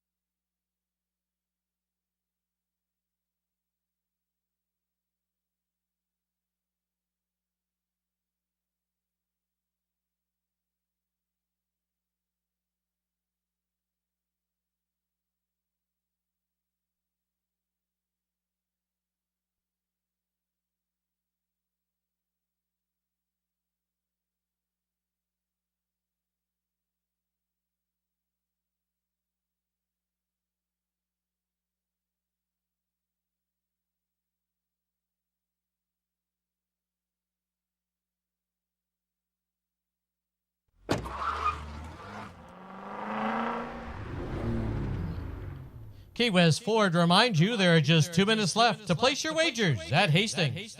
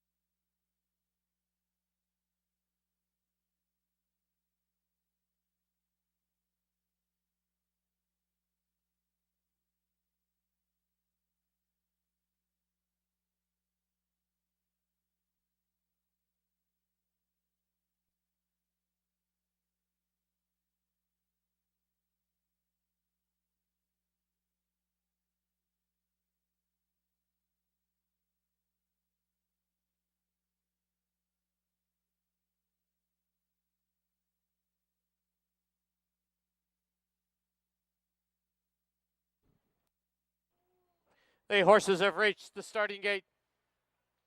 Loading in now for the second. Accordingly to the inside gate. Last one up the outside, Sloop John B. 5 in. They're at the post.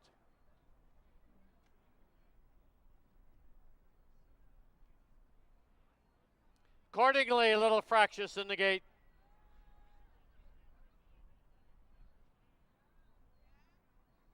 There they go. From the outside, Sloop John B. hustled off for the early lead. Right there is Wicked Knight at the rail accordingly. Then Prince Cairo, who had to check there, and 2.5 lengths back is Logical Al. Into the clubhouse turn they go, and Wicked Knight shows the way now from the rail by 3/4 of a length on the outside. Sloop John B. second by 1.5 lengths. Accordingly sits in third by 2.5. Prince Cairo fourth, and the early trailer Logical Al, he's about 8 off the lead. Opening quarter, 23 and 3. 3/8 to run. And Wicked Knight from the rail leads it by a half. Sloop John B is inching up on the outside. Accordingly is asked for run in third. Prince Cairo is fourth. He's about 3.5 off the lead. 2.5 for the back. Logical Al. Midway on the turn, the half, 46 and 3. Wicked Knight still with the lead as they get set to turn for home. Wicked Knight leads it. Sloop John B accordingly now goes 3-4 wide. Prince Cairo saves ground, trying to close up the inside. But Wicked Knight is gone.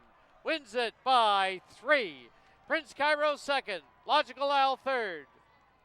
Sloop John B and accordingly in a photo for fourth.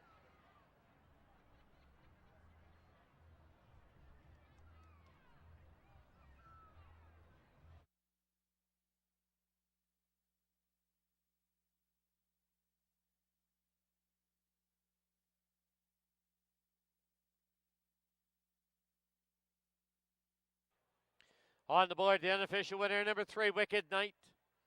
Number 2, Prince Cairo, second. Number 4, Logical Al, third. Number 5, Sloop John B, fourth. 3, 2, 4, 5 on the board.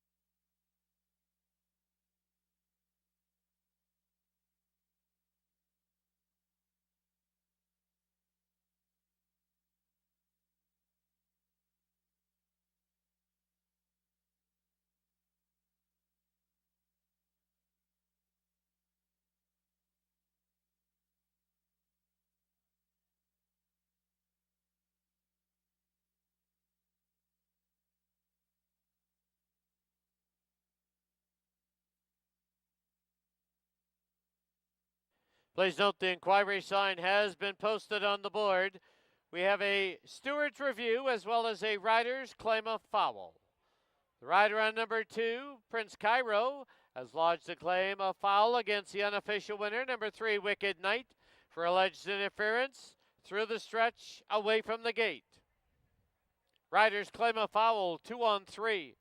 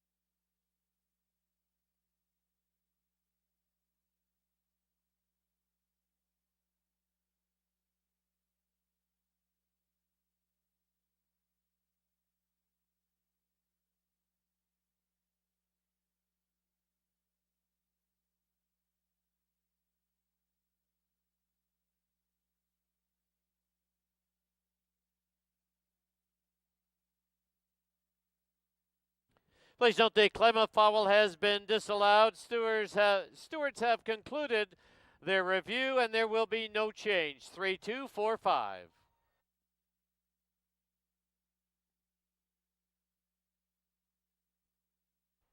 Into the winner's enclosure, the winner of race 2, number 3, Wicked Knight. He's owned by Stuart Carmichael and Mark Freeman, trained by Mark Cluche. Winning rider, Amadeo Perez. Wicked Knight is a 4-year-old gelding by Wicked Strong out of White Pants Knight, bred in Kentucky by the Windstar Farm.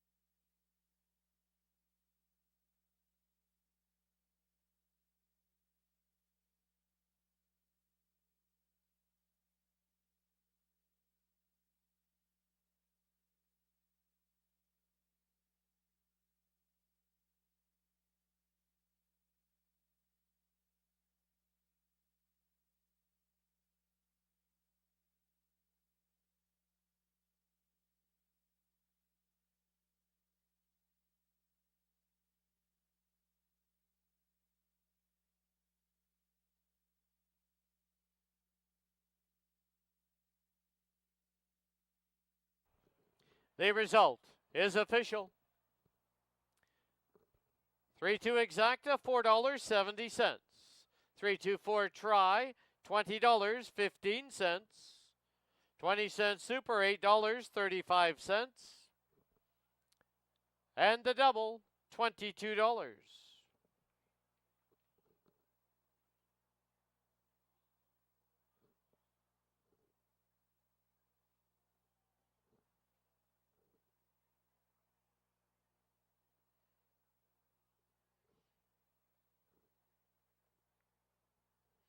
Final running time for the 6 furlongs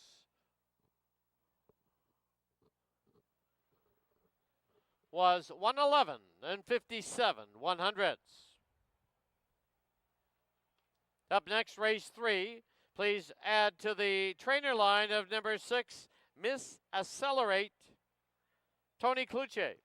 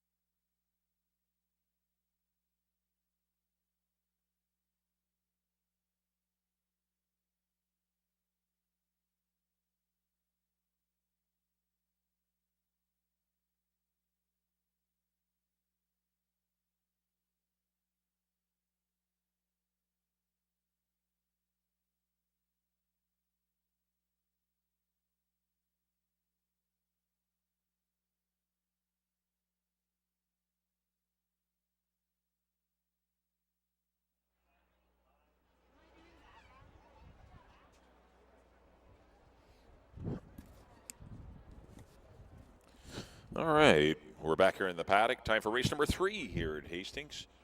Your first pick 3 of the day. Races 3, 4, and 5. Also have Exacta, Triactor, and Superfecta wagering. On a field of 6. Fillies and mares, $16,000 claimers, non-3 lifetime. Once again, 6 furlongs will be the distance.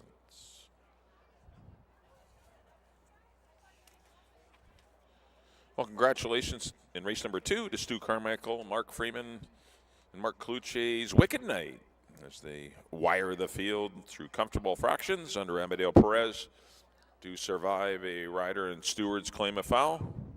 But the numbers were left to stand as Wicked Night wins race number 2. All right, here's the 1. This is BC Christie for Don and Sue Daynard. Broke her maiden for 16 grand. Did it nicely against Chi Chi's Song. No success in her first up run against Winners, but that was in July. Obviously something went amiss. She was given the rest of the season off, and she's come back with a good string of works. Brian Boudram Singh aboard for trainer Mel Snow. Looks good here in the paddock. Definitely a major player is number 1, BC Christie. She's got speed. She got the inside post. We'll see how things play out for her. She definitely shouldn't be 16-1. Number 2 will be Dream Bee for Praven Sorensen and Mort Hall. Trainer Barbara Heads will saddle this one. Broke her maiden in wire-to-wire fashion at the $25,000 level. Come back in a non-2, ran a good second behind stablemate Freestyle, who went down there 116-4. Then her other stablemate, Viva Lavino and Freestyle, once again were too much for her, and she ended up 6th that day. That was against tougher company, though. This is a lot easier. This is 16 claimer. That was a non-3 allowance with $16,000 open mares. So that category is miles tougher than what she's facing today. Gets leading rider Amadeo Perez. Definitely like her chances today. She doesn't need the lead. She can settle just in behind, but if she got the lead, it's probably the place to be. Like we've seen wire-to-wire winners in first 2 races. So you don't want to be too far out of it, although the first 2 races, the fractions were quite slow and uncontested. 2-1 on Dream Bee. Number 3 will be Ebony Eyes for Robin Sheena Mabon. Ridge Balgobin looking for a riding double. Of course, he won race number 1. Broke her maiden for 16. Had a good second at the 16 non-3 level at the same condition on September 17th, losing to Addendum. That was a good run that day. She repeats that. She's a player. Couple of 5/8s in preparation for this race. Neither one scorching fast, but still well within herself. She's a good, got good scope to her. She's a good lanky filly. Definitely should improve as a 4-year-old. She's 7-2. Number 4 will be Licorice. Broke her maiden, the maiden special weight level, defeating Queens over Jackson Swangin. Wasn't a particularly fast heat. And there's a good look at her.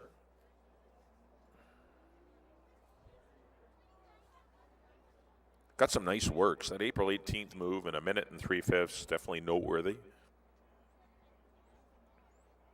She was 3rd in the sales stakes last August. Wasn't the toughest of sales stakes, but still run 3rd nonetheless. Been dropped into this 16 non-3.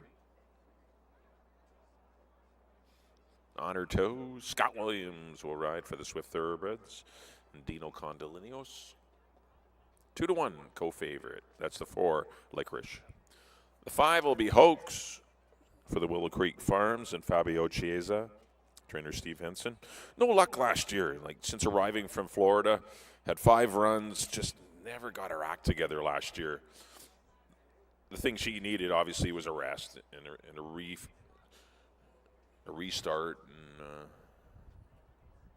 and she's worked well. 59-4, 1 minute and 1/5, 1 minute and 4/5. She's been lighting it up in the mornings. She's obviously better for the rest that she received.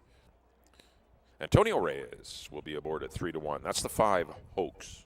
And number 6 will be Miss Accelerate for the vintage LGA and Mark Freeman, trainer Mark Freeman.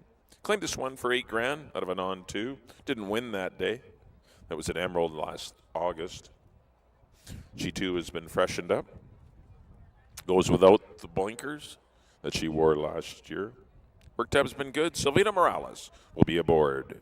There's your field of 6. Fillies and Mares, $16,000 claimers, non-3 life. First pick 3 of the day. Exacta tries and supers. I went 2, 4, 5. That's kind of the way I see it in a very good and competitive third race. Let's send it up to Dan for the post-parade of race number 3.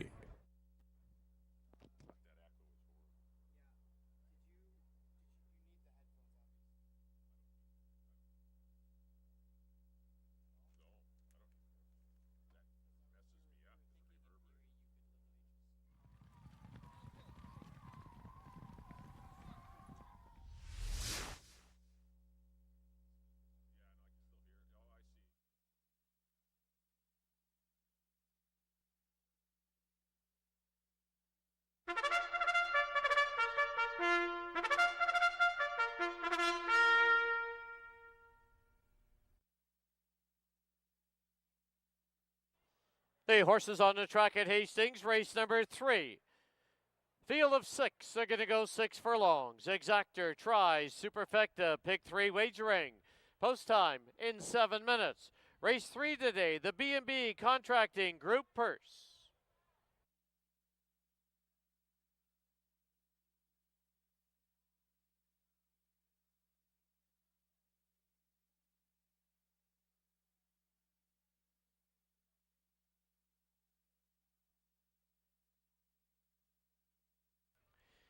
Here's the field, number 1, BC Christie, owned by Don Daynard and Sue Daynard. The rider, Brian Budramsing. Number 2, Dream B, owned by Praven Sorensen and Mort Hall. The rider, Amadeo Perez. 3 is Ebony Eyes, owned by Robin Sheena Maben. Ridge Balgobin takes the call. Number 4, Licorice. In the colors of the Swift Thoroughbreds, Scott Williams up. Number 5 is Hoax, by the Willow Creek Farms and Fabio Chiesa, Antonio Reyes aboard. And number 6, Miss Accelerate, owned by Vintage LGA and Mark Freeman, Silvino Morales to ride. 5 minutes to post time.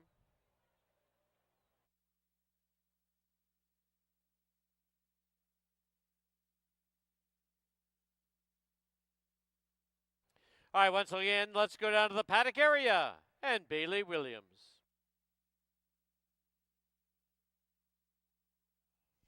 Paddock before race number 3 brings you last year 2023's leading trainer, Barb Heads. What a phenomenal year you had. Of course, Infinite Patience being one of them. But what else is a memorable thing for you and your team from last year? Well, of course, it was the Canadian Derby in Edmonton. That's a race that I haven't won, so it was a pretty big deal. But it was just such a great year. I couldn't even pick out anything particular. It was just the horses ran really well, and it was just, I was just super happy with the results last year. And we're looking to get things started here with Dream B, both breaking from post number 2. It's been pretty lucky so far today. How do you like this filly and Amadeo Perez coming into here? I like her. She's been training really well. I think she wants to go a little bit farther. 6 furlongs might be a little bit short, and unless we get either a quick pace up front, it'll definitely help her. But I definitely think she wants to stretch out. But she has come into the race really well, and happy with her. Well, that is wonderful. We wish you the best of luck here in race number 3. Thanks, Bailey.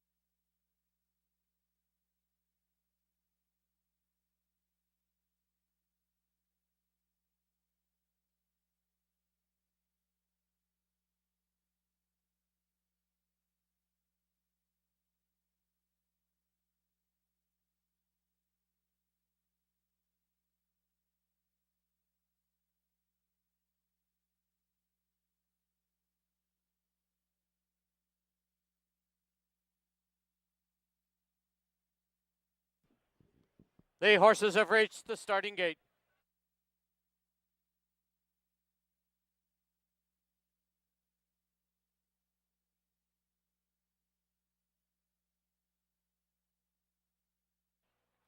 Loading in now for the third at Hastings. BC Christie to the inside gate. Dream Bee goes in. Licorice has been loaded. Hoax. Outside gate. Miss Accelerate. Last one up. Ebony Eyes.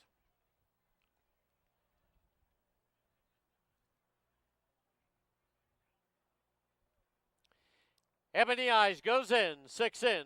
They're at the post. There they go. Closely bunched, Dream Bee, but now from the outside, here's Hoax. And Hoax now takes the lead. Under the line for the first time, it's Hoax by 2. At the rail, BC Christie, Licorice on the outside. 3 lengths back is Dream Bee sitting in 4th, followed by Miss Accelerate and Ebony Eyes, the trailer. As they run to the half mile mark, it is Hoax with the lead. Hoax goes to the backstretch with a half-length lead. Licorice second by a length and a quarter. BC Christie sits in third by 2.5. Dream Bee, Miss Accelerate, and Ebony Eyes. Opening quarter, 23 and 3. As they head past the 5/16 marker, they have to come and catch Hoax. She's out there by a length and a half. Licorice second by a neck. At the rail, BC Christie third. Dream Bee is starting to close some ground. Ebony Eyes and Miss Accelerate. 1/8 of a mile from home, and Hoax has the lead. And down the lane they come. Hoax in front by 2.5. It is Hoax, Licorice, BC Christie, Dream Bee, and Ebony Eyes. Hoax goes gate to wire, wins it by about 5.5. Dream Bee second, Licorice third, photo for 4th.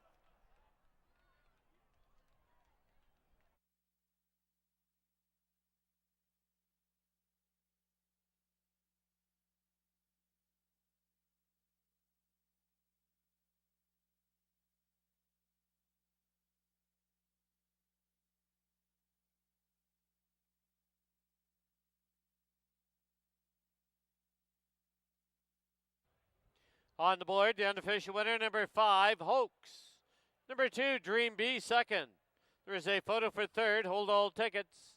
5-2 and a photo.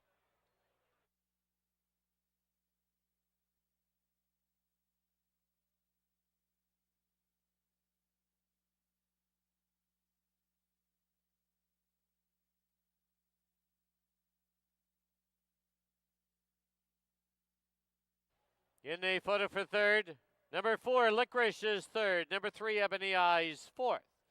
5-2, 4-3 on the board.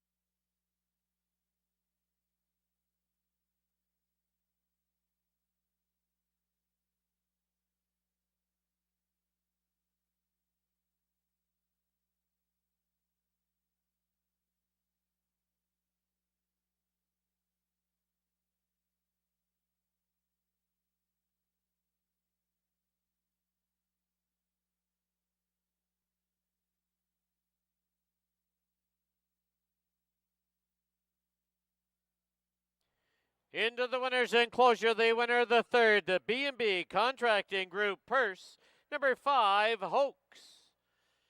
She's owned by the Willow Creek Farms and Fabio Chiesa, trained by Steve Henson, and the winning rider, Antonio Reyes. Hoax is a 4-year-old filly by Practical Joke out of Taz de Beaulieu, bred in Florida by Nature Coast Thoroughbreds.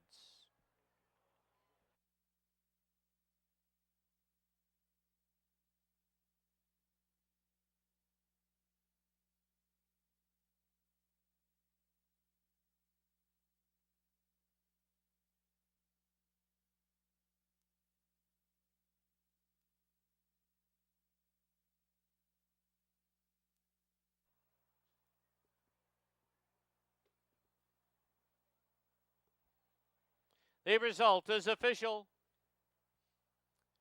5-2 exacta was 14.30. 5-2 for try, 32.80. 20-cent super was $25.55.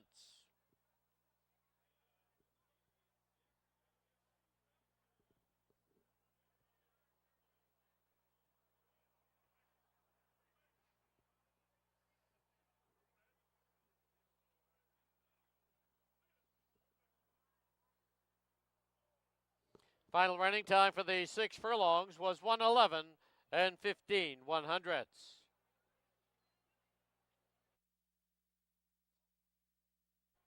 Up next on your TV monitors and the big screen will be the 150th running of the Kentucky Derby from Churchill Downs in Louisville, Kentucky. Scratch the 9, scratch the 22, the 21 does run. Post time for the Derby is about 10 minutes away.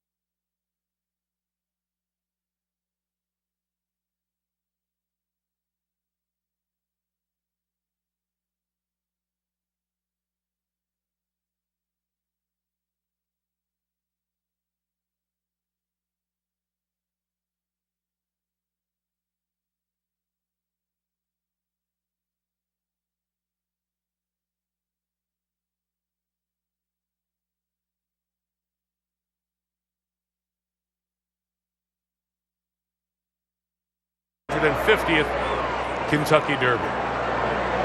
It begins with the 1, Dornoch, named after the famous golf course in Scotland. Full brother of last year's Derby winner Mage, trained by Louisville's Danny Gargan, beat Sierra Leone in December. Sierra Leone's the 2, has won the other 3 races in his career.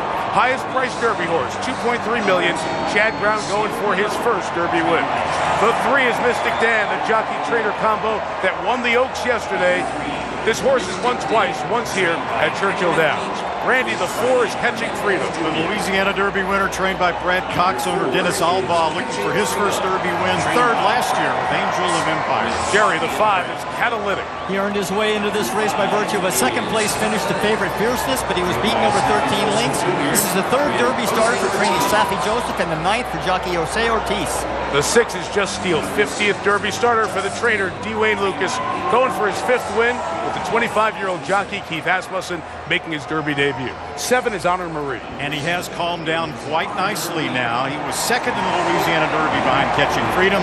Like Catching Freedom and like Sierra Leone, he is a deep closer. The 8 is Just a Touch, son of the Triple Crown winner Justify. Only his 4th race, 2nd to Sierra Leone in the Bluegrass last month. The 9, Encino, was scratched earlier in the week. So Jerry, next to the 10, T.O. Password. the more lightly regarded of the two Japanese horses, but he has won both of his starts. This is the first Derby for both trainer and jockey. They expect him to go out early. Here's the other Japanese horse, the 11th Forever Young, won all 5 of his starts, including the UAE Derby, the Kentucky Derby debut for jockey and trainer, currently the number 3 choice. 12 is Track Phantom, potential early pace setter here, in the money all but one of his 7 starts for trainer Steve Asmussen, 26th try at a Derby win. West Saratoga, the 13th. The sentimental long shot, almost exclusively due to trainer Larry Demerit. Saratoga, not what horse racing fans might think. West Saratoga is the street that owner Harry Berlucci lived on in Colorado. Not the track in New York. 14 endlessly has won 5 of his 6 starts, all on the turf or synthetic. So this is the dirt debut for Michael McCarthy's Derby debut as a trainer. Domestic product share, 15. He won the Tampa Bay Derby. That's 58 days ago, which is the longest layoff in the field. No horse has won the Derby with this long a layoff in over 100 years. Irad Ortiz has won 4 on the card today. 16, Grambo, the first jockey and trainer from Venezuela, hoping to repeat the joy for that country's connections last year with Mage. The horse hasn't won in his last 4 races. 17, Fierceness, the favorite, the 2-year-old champ, owner Mike Rapoli, Hall of Fame trainer and jockey connections in John Velasquez and Todd Fletcher. 18, Randy, Stronghold. Unusual that a Santa Anita Derby winner would be 35-1. One of the leading trainers in California, Phil D'Amato. You saw his awe during the walkover, his first Derby starter. Resilience, Jerry, 19.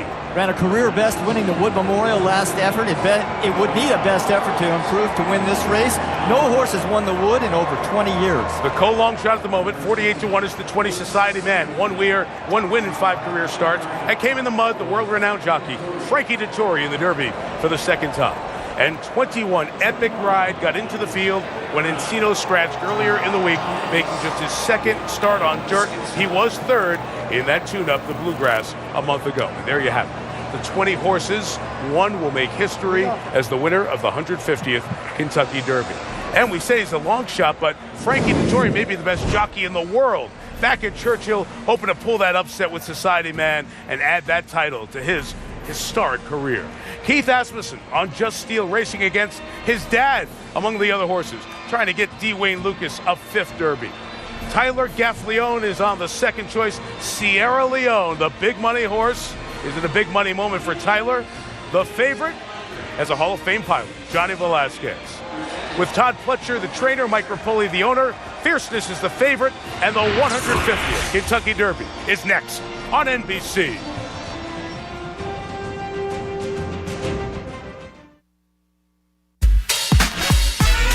I just do what I do. You see me? I just do what I do. I just do what I do. Cracker Barrel. Now this is cheese. It's Home Hardware's 60th anniversary. We got lots to make noise about. Save 25% on Beauty Tone Designer Paint and 30% on Delta Faucets. And we're giving away a total of $60,000 in prizes, only at Home Hardware and Building Centers. Don't let its size deceive you. It has the strength to pull not 1, not 2, but 3,500 pounds. Behold the Subaru Crosstrek Wilderness. You do a lot in a day, and when it comes to laundry, you know to rely on Purex to get it all done. So you can keep being Supermom. Purex works as hard as you do. We invite you to play What My Line. Welcome, Mrs. Baker. Those folks over there need to guess your extraordinary occupation. Are you an entertainer, Mrs. Baker? Yes. Do people come to watch you, perform? Yes. Do you travel for work? Yes, I do. Do you ever wear a special type of costume? Yes. Is your job, physical? Yes, indeed. Are you a member of a team? Yes. Are you a professional baseball player? Yes, I am. Created during the Second World War, the All-American Girls Professional Baseball League included 68 Canadians. One of its brightest stars was my mother, Saskatchewan's Mary Bonnie Baker, a pioneer for women in sports.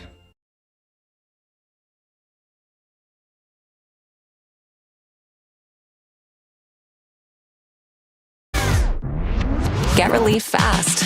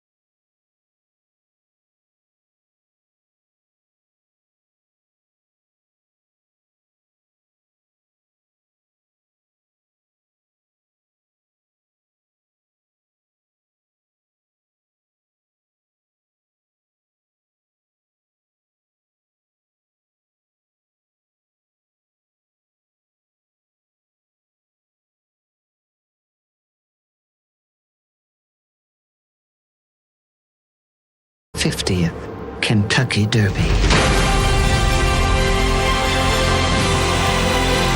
Sports and life are about people.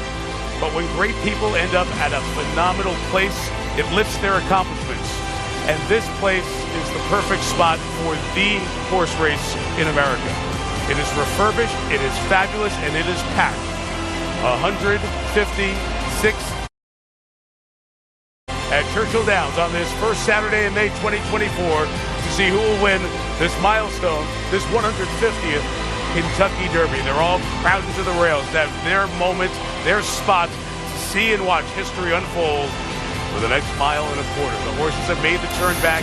One last look at the odds. It has stayed this way all week. Fierceness and Sierra Leone.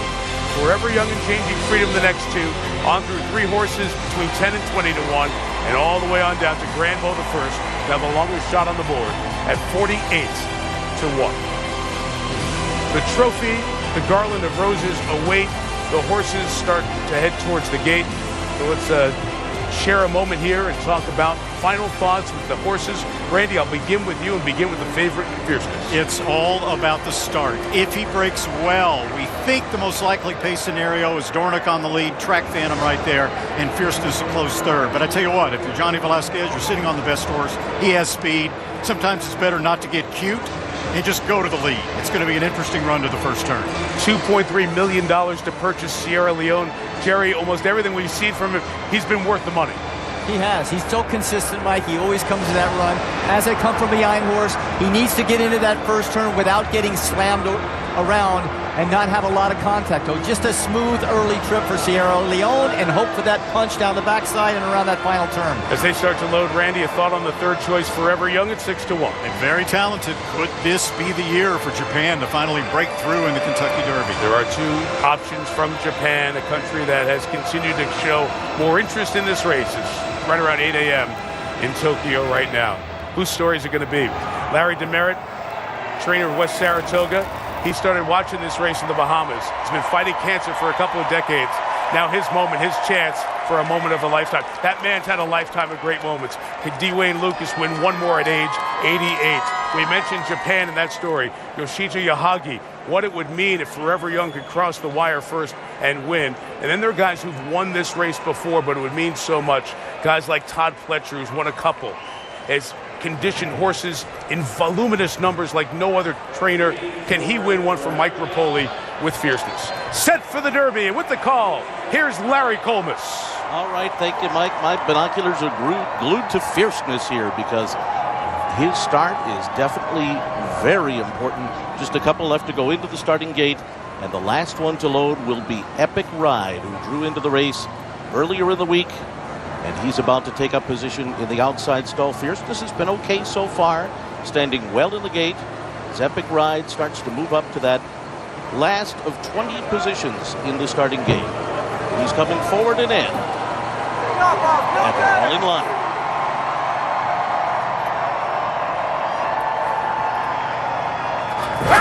They're off in the Kentucky Derby. Fierceness had an okay start. He came away in the middle of the pack.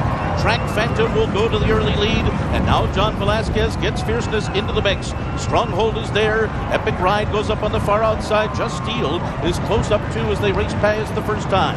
And then comes Mystic Dan down on the inside of West Saratoga. Resilience is next.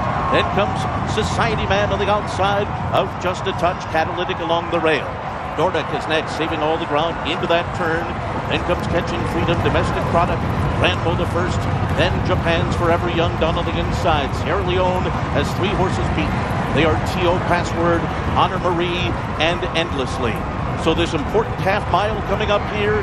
They run that first half in 46.63 seconds. Pace is even enough, not flying. Track Phantom the leader. Just Steel perched up on the outside second. Fierceness is third just outside of them. Then Stronghold, Mystic Dan to the inside. Epic Ride 3 wide. West Saratoga in behind that group. Then Stronghold, he's got 7 lengths to make up. Look back for Sierra Leone. He's still about 14 lengths behind as Track Phantom passes the half-mile pole with the lead. And Fierceness is moving now. And going right with him is Just Steel. The 3 of them across the track. Then Longshot Epic Ride. Mystic Dan toward the inside. Stronghold is next. Then Fierceness. Sierra Leone and Forever Young still with work to do. Forever Young is starting to pick it up as they come toward the top of the stretch. It is Fierceness who's moving up on the outside of Track Phantom. And there on the far outside, here comes a run from Stronghold and Resilience. And Resilience has now moved up to take the lead as Fierceness is given way, coming by the 16th pole. And Mystic Dan has now come through on the inside. It is Mystic Dan down toward the inside with the lead in the final 16th. Forever Young, Sierra Leone is coming. These 3 coming down to the wire. Who's it going to be? Oh, it's a photo of the Derby. Oh, it's a photo. Was it Mystic Dan or was it Sierra Leone? Forever Young was between them. Catching Freedom, finish fourth. A photo finish to decide the 150th Kentucky Derby. One of the tightest finish we have seen in the Derby. In 1996, Jerry rode Grindstone to win by a nose. It was too close to call and determined by a photo. That's the last time we were this close in trying to figure out who won the Derby. It's a bob of a head at the end.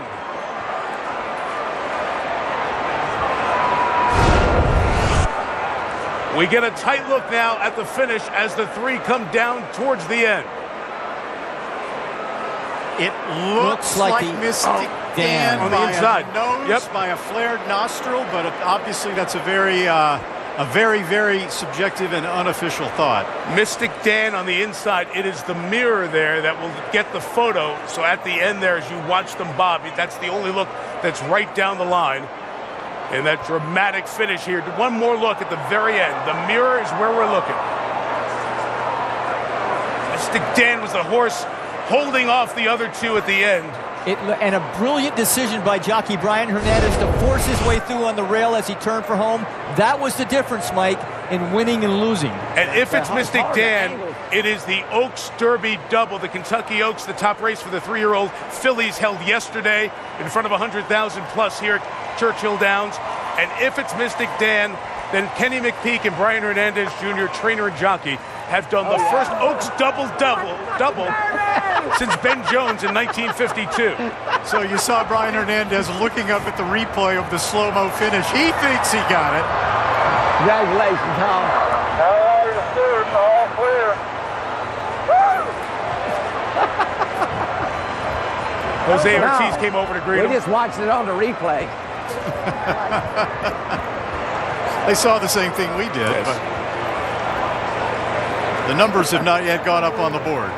Calvin Burrell, the jockey, did the double in the Oaks and the Derby in 2009. That famous late run at the end on the rail. But Brian Hernandez Jr. may, in fact, have a first Derby win for both he and Kenny McPeak. Here's Mystic Dan making the move on the rail to take the lead and then hold him off. Yeah, Sierra Leone had to check going into the far turn just a little bit and it was forced wide, while 3 Mystic Dan is sneaking through on the rail. A huge difference right there in ground loss for Sierra Leone, but yet he still comes with that huge run and wears his competition down late. But Mystic Dan has too much. This is exactly the way he won the Southwest in Arkansas, right up the rail. The same kind of rail run, coming down the stretch, right? Sierra Leone was doing his thing again and lugging in and bumping a little bit with Forever Young, who he finished alongside.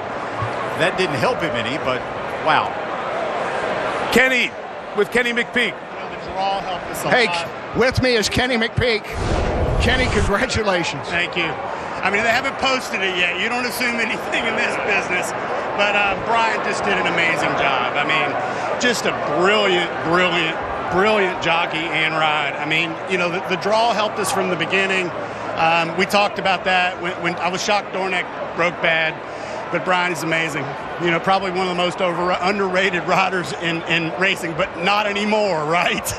You told me earlier this week that you thought your horse was a little overlooked, but that's okay. That was the best shot you've had of the other horses you've ever brought here. Yeah, for sure. You know, we didn't have the greatest trip in Arkansas. Yes! Come on. In case you didn't know, Kenny McPeak has just won the Kentucky Derby. All right. It's official. Ooh, that's tight. Look at that. All right, let's go outside. Quickly, you realize you made history. I know you know history. The first trainer since '52 and only the 4th to ever win the Oaks and Derby in the same year. You know, look, I'm really proud of that. What are you going to do? You just take one horse at a time, and, you know, we're very fortunate. We've got great clients, and I want to go see the Gasaways. These people, they've got to be over the moon.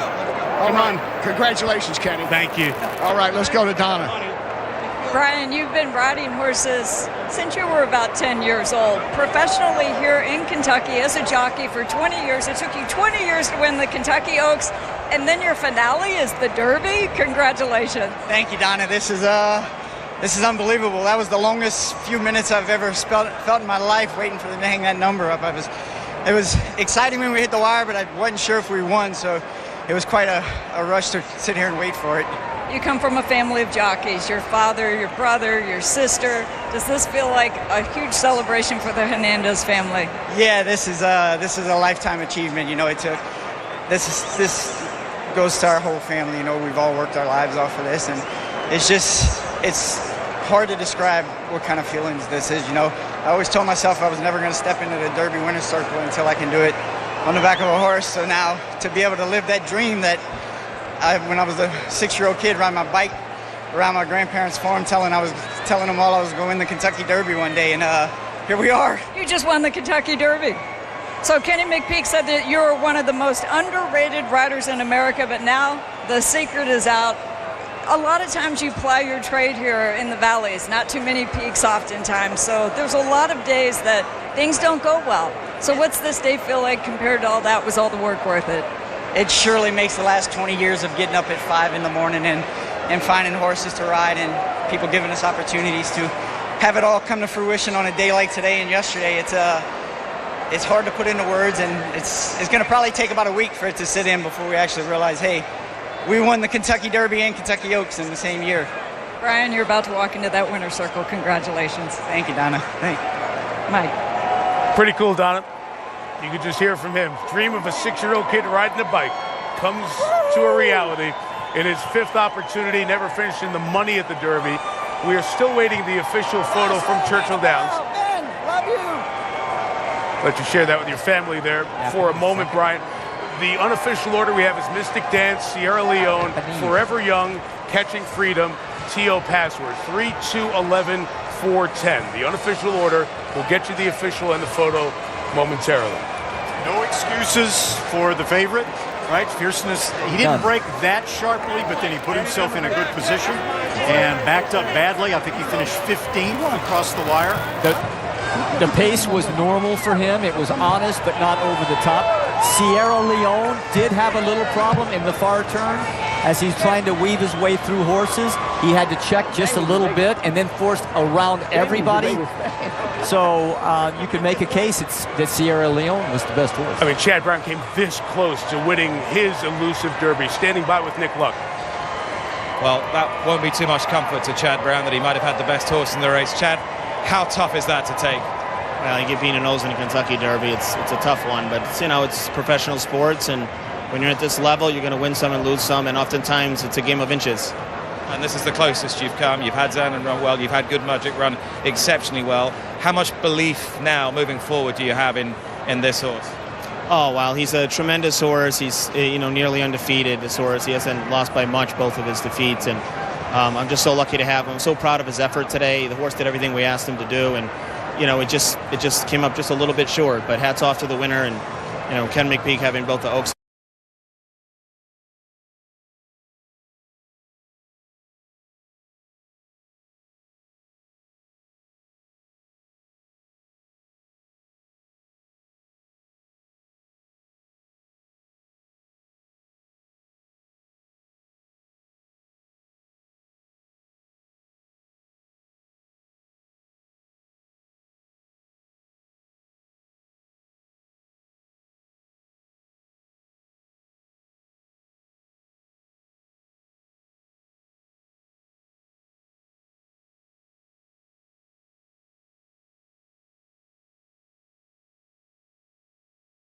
Nice return.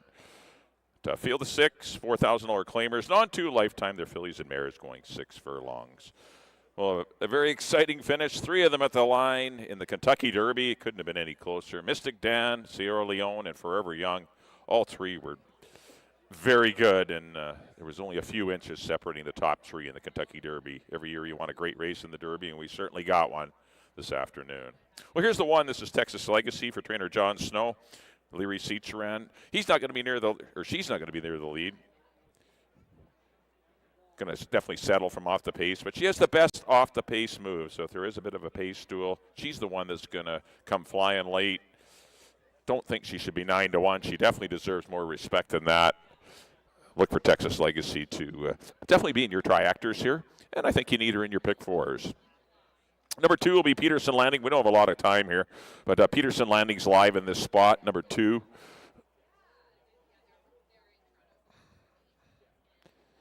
Nice win to close out the season. Maiden level last year. Working well. Edgar had a nice couple of winners last week. Horses are ready. Number 3 will be Perfect Penny. Steve Henson Barnes going great. Nice win with Hoax for the Willow Creek Farms. Those Silks were just in the winner's circle in race number 3. Number 4 is Stop Shopping Shelley. She's another off-the-pace horse. When at her best, she can beat these horses, but she needs to be better than she was last year. Number 5 is Drill Baby Drill. Always consistent. 12 seconds out of 24 starts. Only 1 win. You know where she's probably going to be running. And number 6 is Penalita Rangers. Her speed makes her dangerous for trainer Eric Gutierrez. She's very fast. She wears that extended blinker. Look for her to try and ply her trade on the head end under Antonio Reyes, who's just finished winning race number 3. Tough race here. Not the most consistent runners. I'm going to go 2, 6, and 1. Should be a good running here in race number 4. Once again, the pick 4 starts here. You got to get those wagers in. You got 6+. I think you're going to get a little more than 6 minutes. We'll adjust post time. Good luck, everyone, here in the 4th.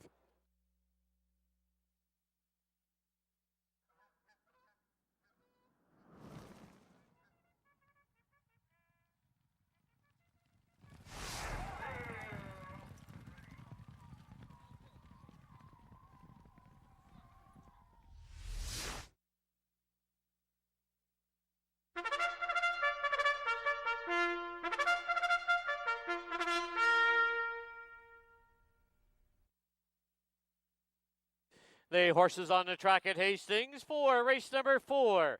Field of 6 to go 6 furlongs. Exactor, Try, Superfecta, and Pick 4 wagering.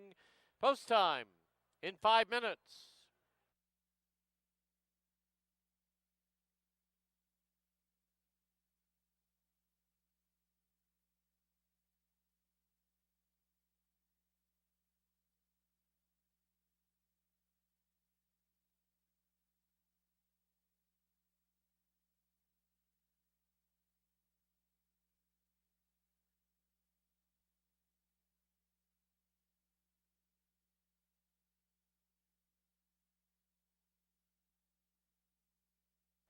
Here's the field. Number 1, Texas Legacy, owned by Darrell Hammond, Christy Hammond, John Snow, and Bill Doby. Leary Cicheran rides.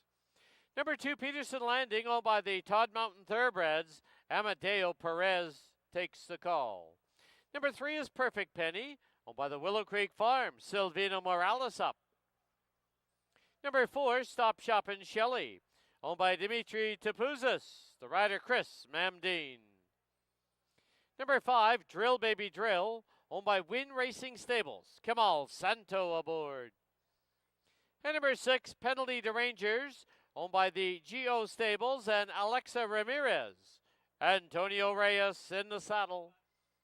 4 minutes to post time.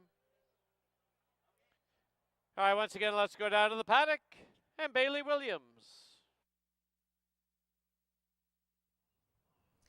Thank you, Dan. What an exciting finish we saw there in the Kentucky Derby, Eric. Did you have a pick going into that race? Yeah, I was believing on the Korean horse or Japan horse, whatever. Yeah. You and me both just got beat in that photo. You're sending out Penalty to Rangers here in race number 4. Do you like the outside post? Do you think that's an advantage to the Speed filly? Yeah, I think she will be fast enough to make the lead and go from there. We had a nice work there in a minute flat in preparation for this. You're taking your time with her, so hopefully you get a nice clean trip here today. What were your instructions for Antonio? Just make the lead if he can, then let's go, you know. Well, this is a family affair here. We got your daughter and wife cheering you on here, so best of luck, and we'll be rooting for you all year. Thank you so much.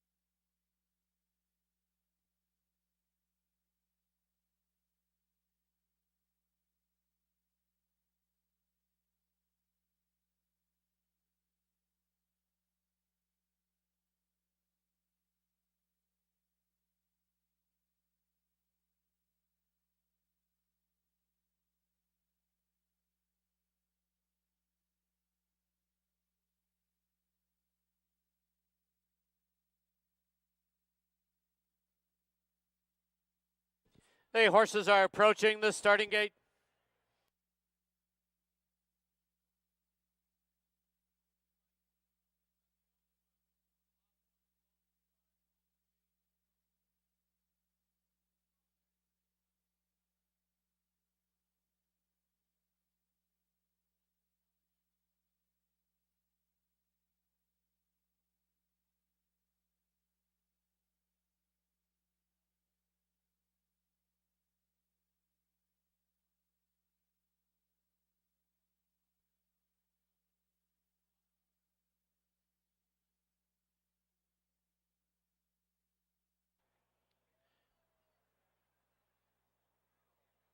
Loading in now for the 4th at Hastings, Texas Legacy to the inside gate.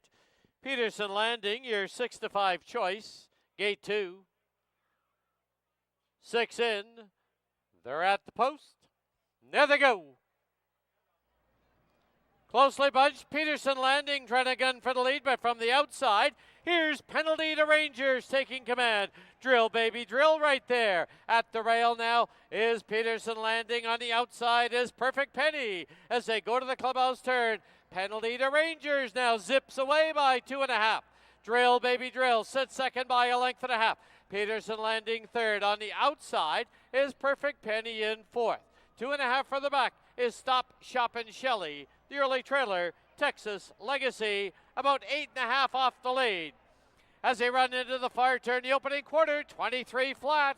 And now Drill Baby Drill takes over. Drill Baby Drill by a length and a half. Penalty to Rangers is second by a length and a half. Peterson Landing in third. On the outside, Perfect Penny is fourth. 2.5 for the back, Stop, Shop, and Shelley. And Texas Legacy, half 46 and 2. Off the turn into the stretch. And Drill Baby Drill opens up by 2.5. Penalty to Rangers trying to re-rally. Peterson Landing at the rail. But Drill Baby Drill will win it in the clear. Peterson Landing second. Penalty to Rangers third. It looks like Perfect Penny fourth.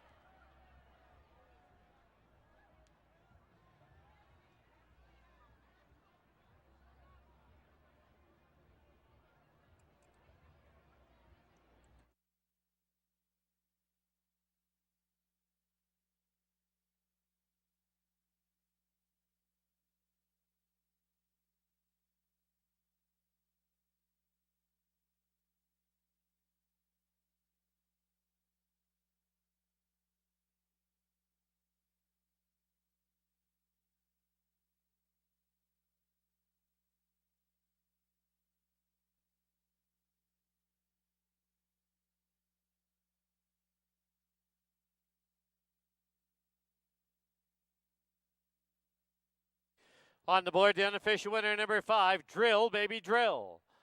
Number 2, Peterson Landing second. 6, Penalty to Rangers third. 3, Perfect Penny fourth. 5, 2, 6, 3.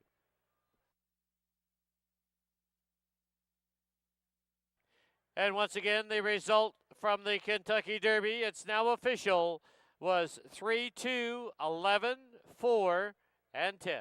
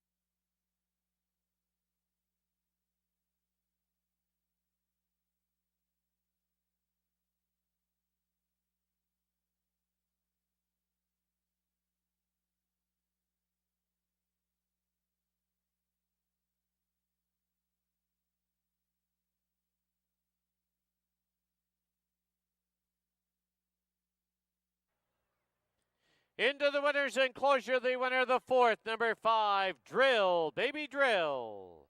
She's owned by Wynn Racing Stables, trained by Larry Grieve, assisted by Ian Jewell. Winning rider, Kamal Santo. Drill Baby Drill is a 5-year-old mare by Texas Wildcatter out of Kiss of Gold. Bred in BC by Mel and Fran Snow.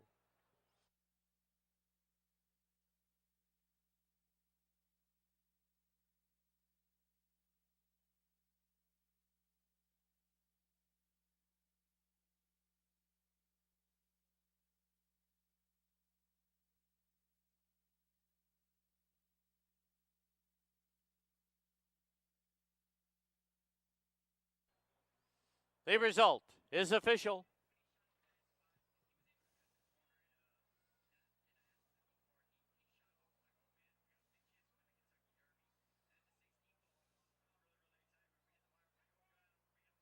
$5-2 exactor, $9.45. 526 try, $33.70. 5263, 20-cent super, $17.35.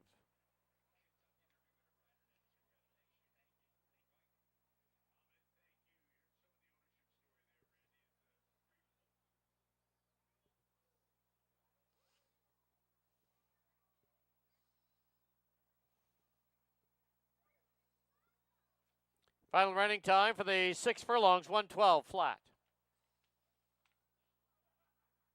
In the 5th, there are no changes. Post time for race 5, 21 minutes away at 4:50. Once again, just a reminder, can't make it to the track, stop by the red Racebook tent located just to the east of the winner's enclosure and sign up for an HPI Bet account.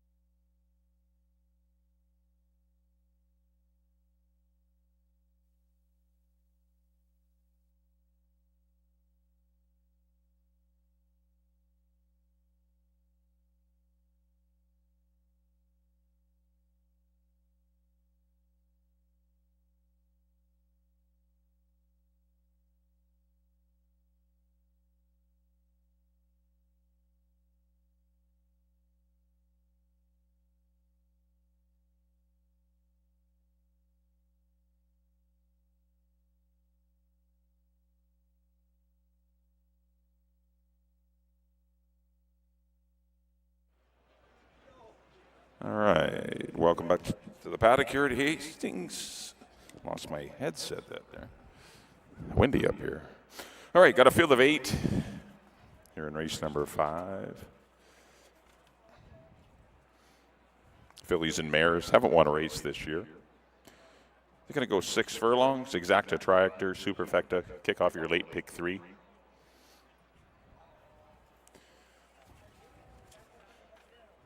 Backtracking to race number 4. Big effort from Drill Baby Drill for the Win Racing Stables. Larry Grieve. Nice ride by Kamal Santo, just settling in behind the runaway leader, penalty to Rangers. Put that one away at the far turn. Had lots left in the stretch to win. Drill Baby Drill starts off your pick 4. A nice 3-1 odds. Hopefully you're alive. All right, here's the one. This is Icebreaker. Another one for the Win Racing Stables and Larry Grieve. At this level, even though she's sprinting, because she's definitely very good going long, 1 1/16, kind of a good distance for her. But 6 is a little abrupt. But at this 4,000 level, I think she can be a factor. 5-1 right now. Wouldn't want to leave her out of your tries or supers. Pretty honest mare. When she gets her trip, she runs. And these typical cheaper mares, if they don't get their trip, they pin their ears and they're not happy and they don't run well. But nicely drawn, gate 1.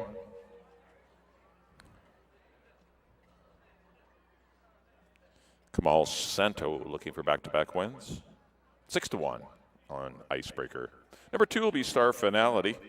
She's going to try and go to the front. There is a bit of speed in here, though. I don't have her top 3, and that's my only concern, is that she may get a lot of pressure out on the head end. Brian Boudram Singh rides for the Russos and Patty Leaney. Nice and calm here in the paddock as they put the saddle on her. Good stringer works. She's definitely ready. It's just, I wish she got in the other half of the split, because this race is the split, the 5th and the 7th tonight, or today. She kind of got, actually the 7th is no better. There's a lot of speed in this $4,000 mare division. But we'll see how she fares. Definitely good enough to win at this level, but just got to avoid a pace duel. 3 will be another sunny day. Pretty honest horse. Seldom runs a bad race. She's always in contention early.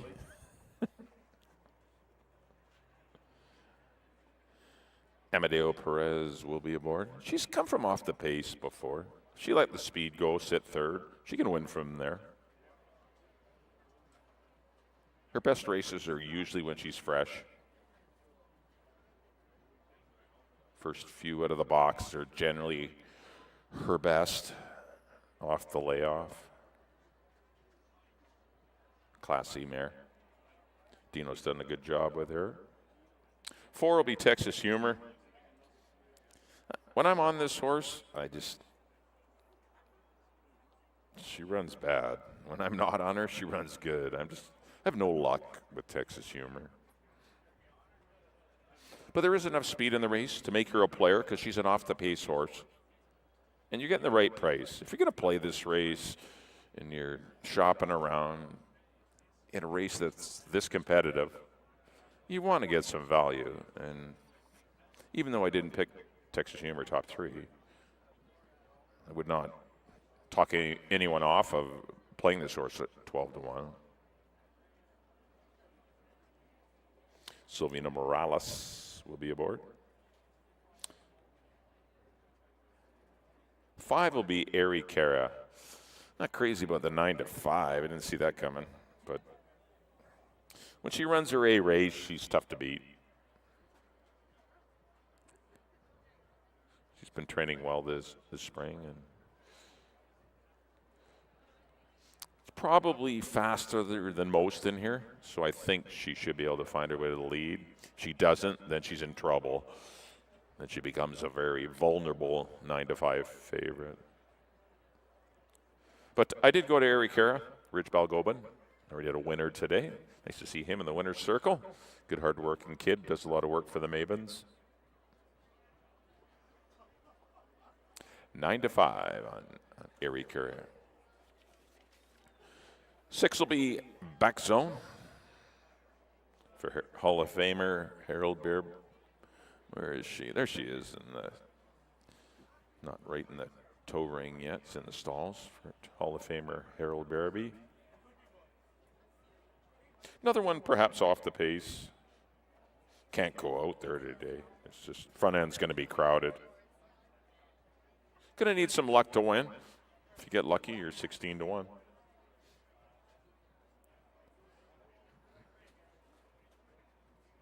Seven, Amanda, major player in here. Definitely a good chance for her. Antonio Reyes gets along good with her. He's won quite a few races on the daughter of Sun Gold. I think the race might be tailor-made, set up for her. I did go Ari Kara on top and Amanda second, but I can certainly see those positions being switched in the stretch. I would not key Ari Kara. But Amanda's a player. Huge chance. Looks good on her toes. She's always a feisty little thing. 3-1, pretty good price. And number 8 will be Walking the Walk for Bob Leffler and Dino. There's Walking the Walk. Another one that will be likely last early. She's going to let the speed go, see what happens, see if we can find the rail. Scotty very good at coming from off the pace with horses and finding seams to run through, because she'll need some breaks. She can't go 5 deep on the final turn-in. Anytime you're going 6 furlongs with a deep closer, you're going to need some luck. But if it happens, you're getting 12-1. Good price. Good group of 8 here. No real standout. I went 5-7-3, but tote board tells you that. The other 5 are just as competitive. If you see something you like that caught your eye, play it, because there's no real standout, as I said. Good group of mares, competitive, going 6 furlongs, kick off your late pick 3. Exacta tries and supers. Good luck here in race 5.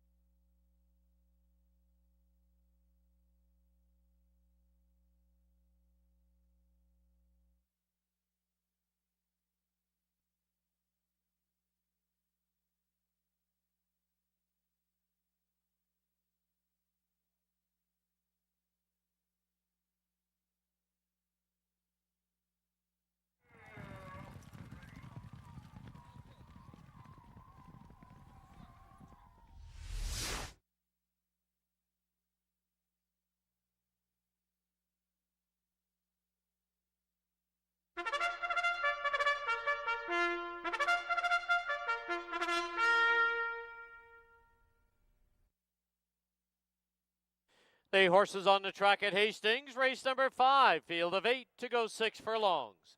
Exactor, Try, Superfecta, final pick 3 on today's card. Post time in 6 minutes.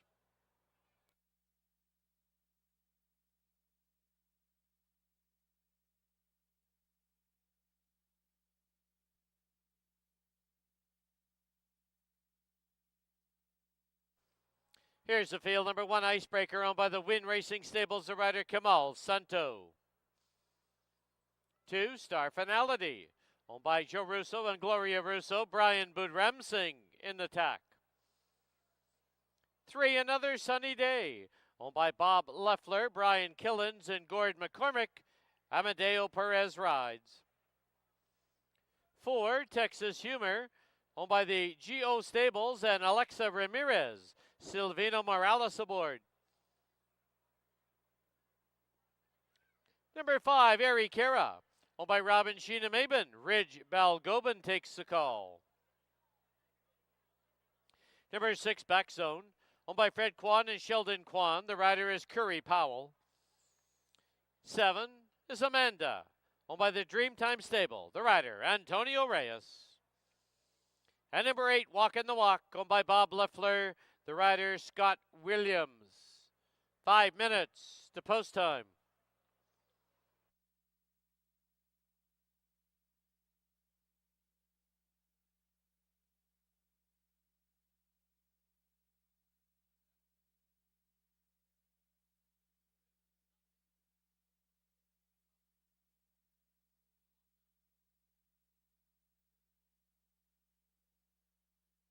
Once again, let's go down to the paddock and Bailey Williams.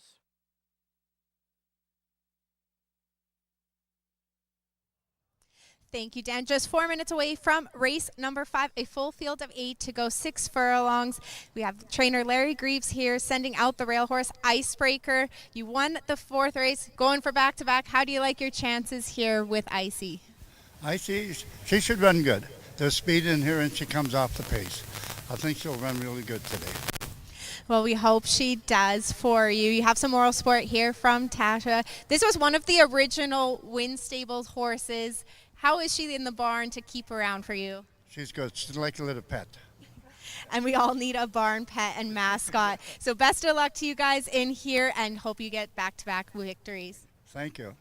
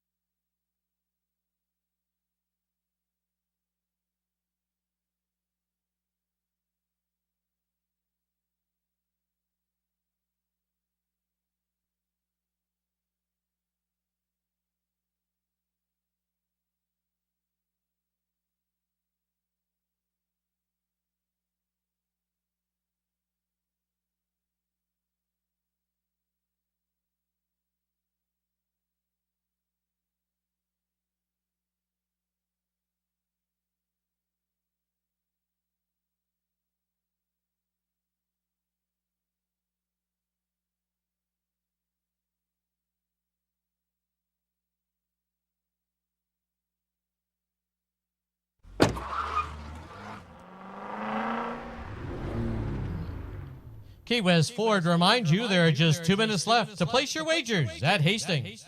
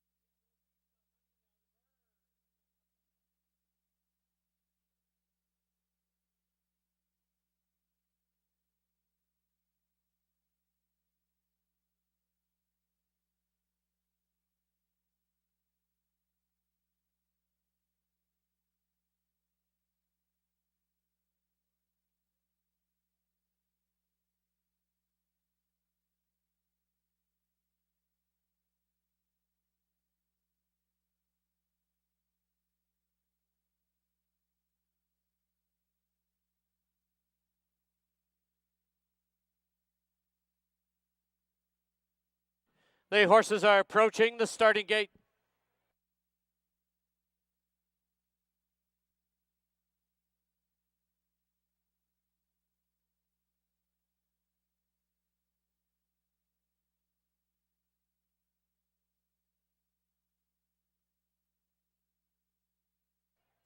Loading it now for the 5th at Hastings. First one up is Airy Kara. Gate 5. Inside gate belongs to Icebreaker. Another Sunny Day goes in.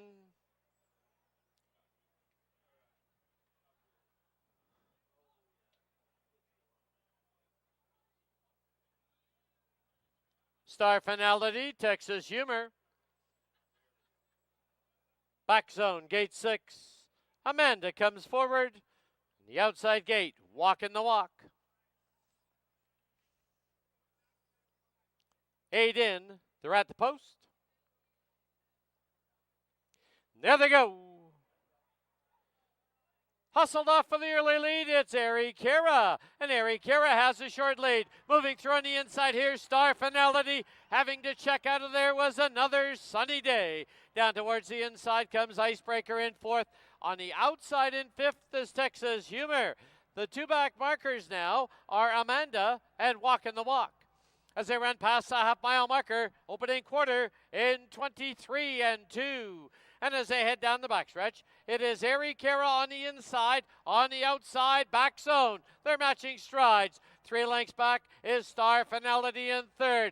Moving up on the outside gradually is Another Sunny Day. Paired off now is Icebreaker and Texas Humor. Then it's Amanda and Walking the Walk. Midway on the turn, half 46 and 2. Airy Kara has opened up in the field by 5. As they turn for home, it's Airy Kara clear by 6. In second, it's Another Sunny Day. Far outside now trying to close late is Texas Humor. At the fence we have Amanda, but Airy Kara is gone. Another Sunny Day second, Amanda 3rd, Icebreaker 4th.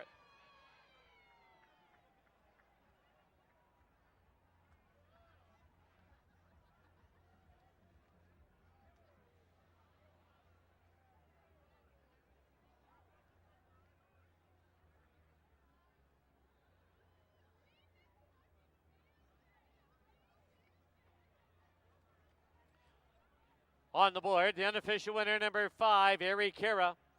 Number 3, Another Sunny Day, second. 7, Amanda was 3rd. And 1, Icebreaker, 4th. 5-3-7-1.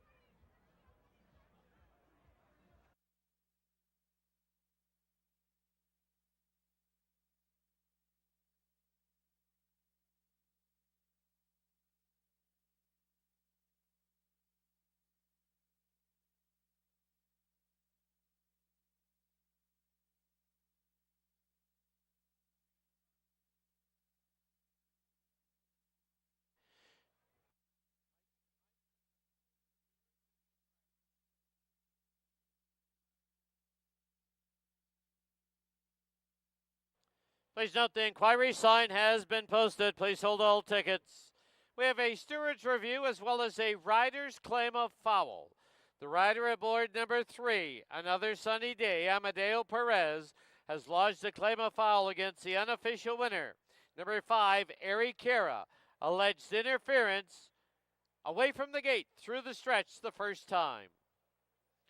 Steward's review, rider's claim of foul, 3 against 5.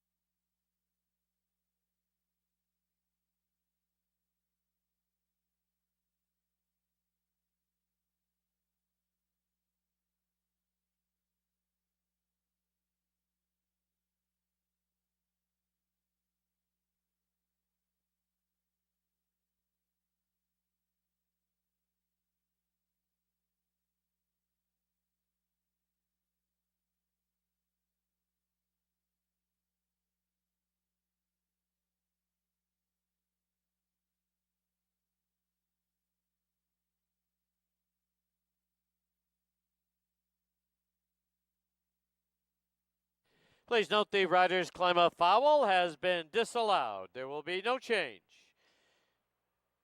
The winner's enclosure was Eric Kara, owned by Robin Sheena Maben, trained by Rob Maben, assisted by Dimitri Tapouzis. The winning rider, Ridge Balgobin.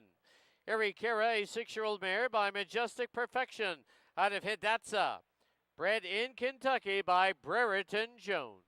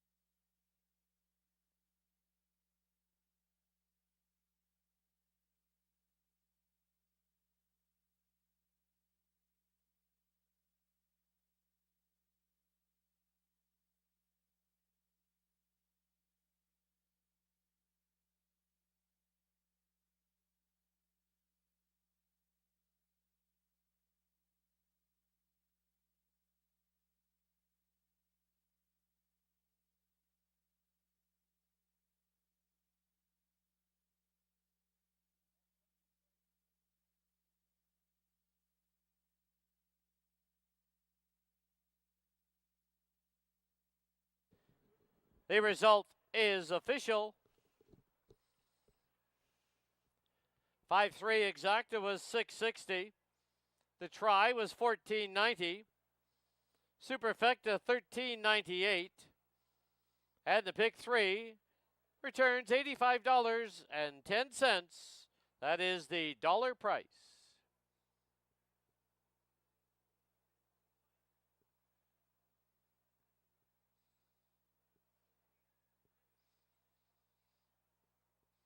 Final running time for the 6 furlongs, 1:11 and 25/100ths. In the 6th, number 1, Anzac Bay, 1 pound over. Number 6, Stolo Spirit, in for the claiming price of $5,000. Scratch the 7. Post time, 13 minutes away at 5:20.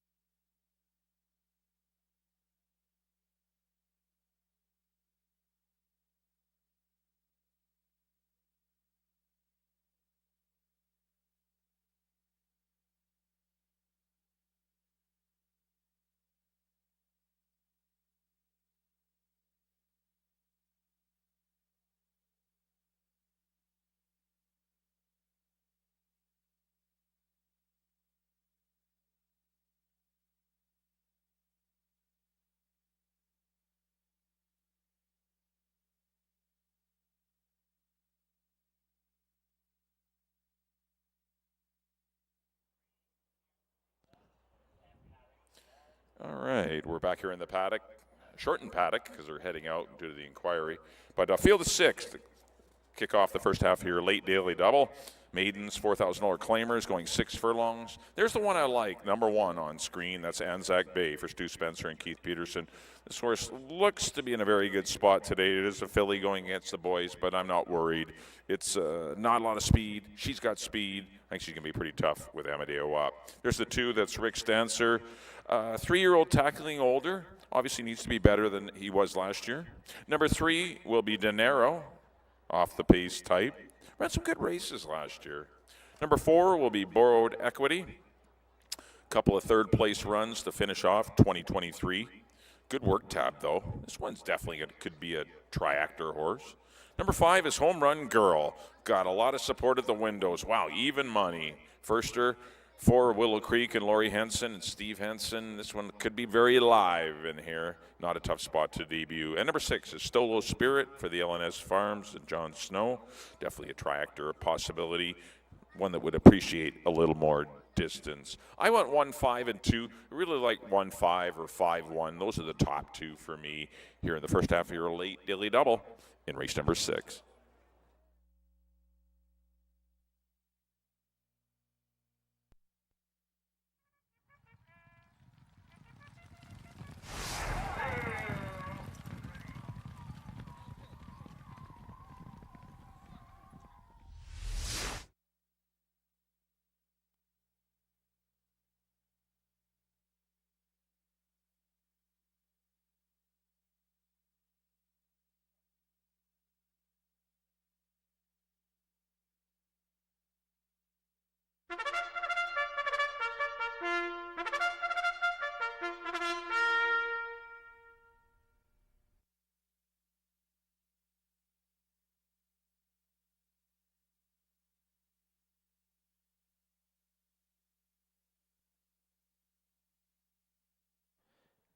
Horses on the track, Hastings, race number 6, field of 6, scratch the 7, 6 furlongs the distance.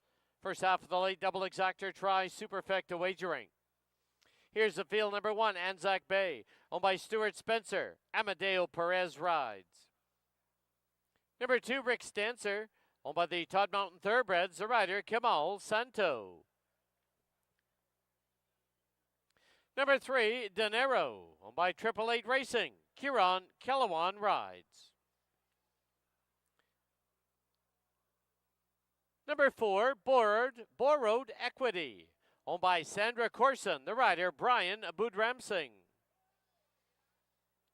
Number 5, Home Run Girl, owned by the Willow Creek Farms and Laurie Henson. Silvino Morales up. And the 6, Stolo Spirit, owned by the LNS Farms Limited.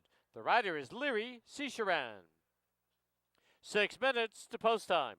Don't forget the next live day here at Hastings will be this coming Friday night as we kick off our Friday nights here at Hastings. First race, 7 p.m.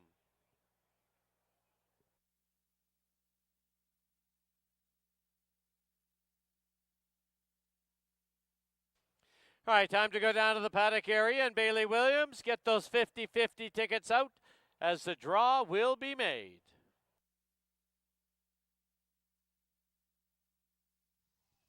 We are joined by the Greater Vancouver Food Bank here. We've been giving the barrel a good spin here. Give you another couple seconds to pull out those 50-50 tickets. The winner today will get $1,485. You have 15 minutes from the time we read out the number to head on over to the blue Hastings tent outside the winner's enclosure to claim your prize. If a prize is not claimed within that 15 minutes, a redraw will take place at the Hastings tent. So we've given a good shake. Are we ready to pull out the numbers here? All right. They've been spinning it for about the last 2 minutes, so it's a nice fair contest here. No tickets are sticking. All right. And the winning ticket number is 634132. Again, the winning ticket is 634132. If that's your ticket, head on over to claim your prize of $1,485.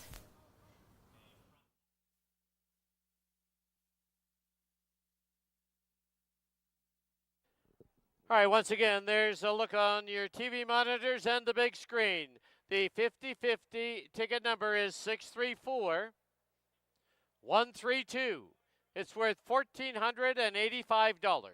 You do have 15 minutes to claim your prize at the Greater Vancouver Food Tent outside the winner's enclosure. Otherwise, another number will be drawn. You do have 15 minutes.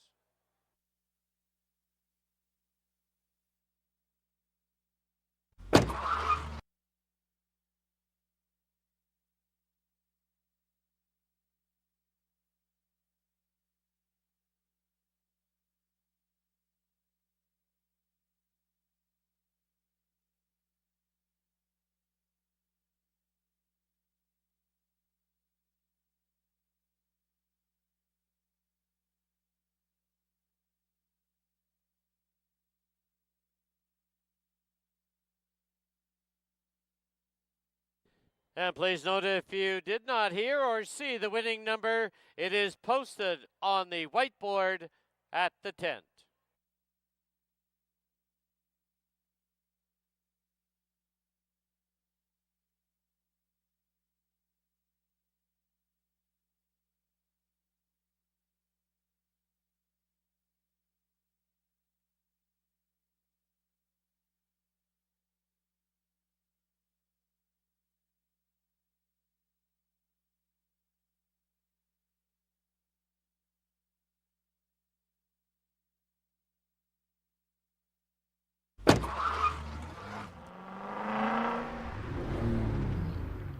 Key West Ford reminds you there are just 2 minutes left to place your wagers at Hastings.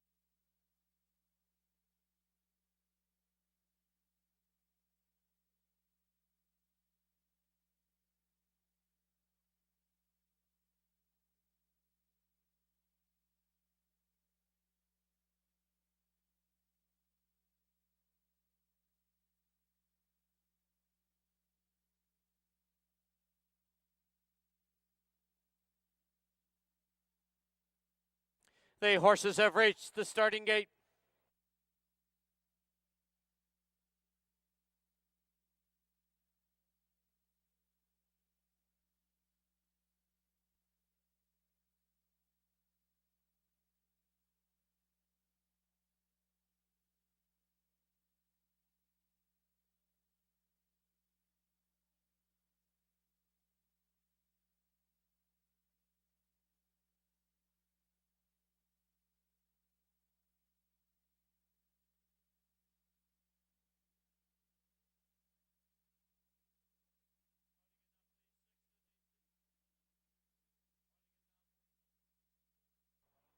Loading in now for the 6th at Hastings, Anzac Bay to the inside gate. Rick Stancer goes in. Borrowed Equity has been loaded.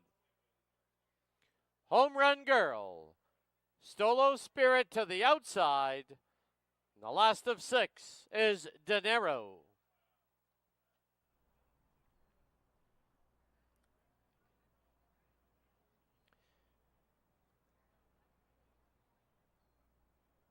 Six in, they're at the post. There they go. From the outside, Home Run Girl put on the early lead. Moving through is Dinero. Then it's back to Rick Stancer in third. On the outside, Borrowed Equity, followed by Anzac Bay. And Stolo Spirit is the early trailer.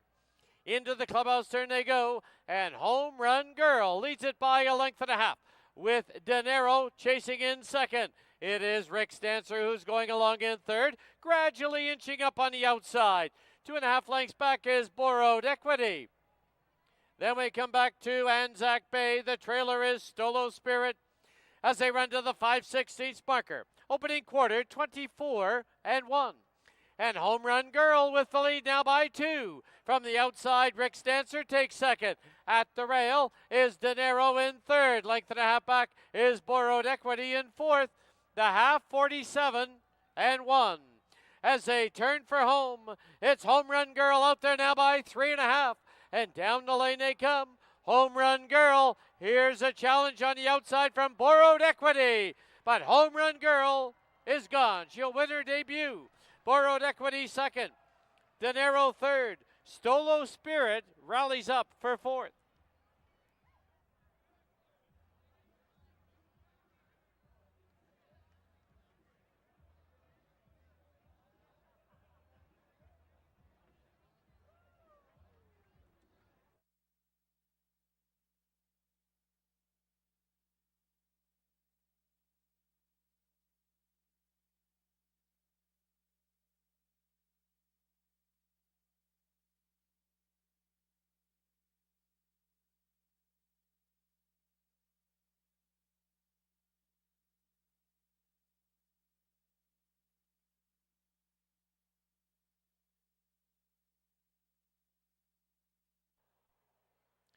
On the board, the unofficial winner, number 5, Home Run Girl. Number 4, Borrowed Equity, second. Number 3, Dinero, third. 6, Stolo Spirit, fourth. 5-4, 3-6.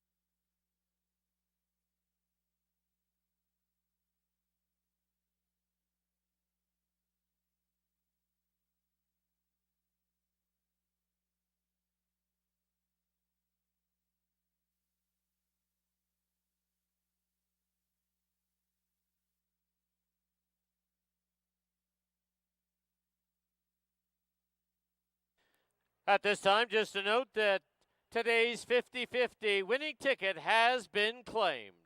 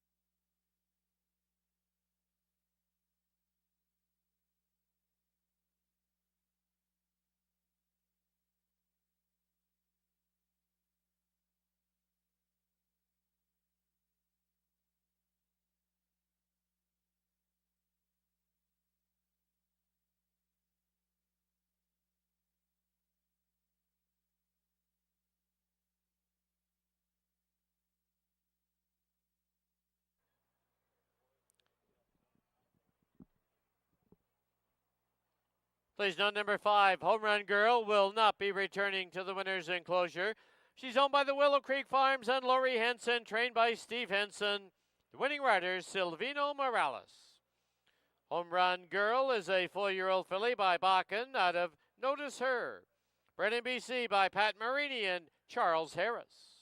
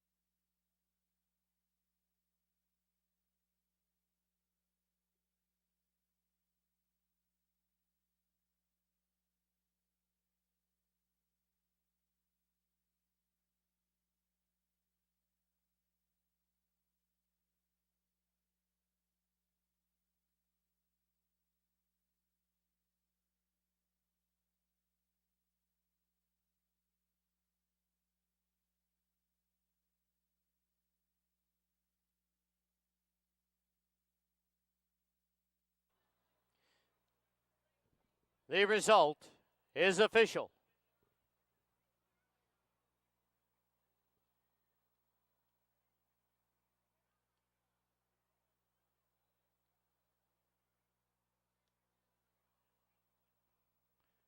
Five-four exacta was $960. 543 try, $61.20. Superfecta was $52.56. Pick 5. The number's 3555 with 5 or 7. You need 5 of 5. It returns $472.20.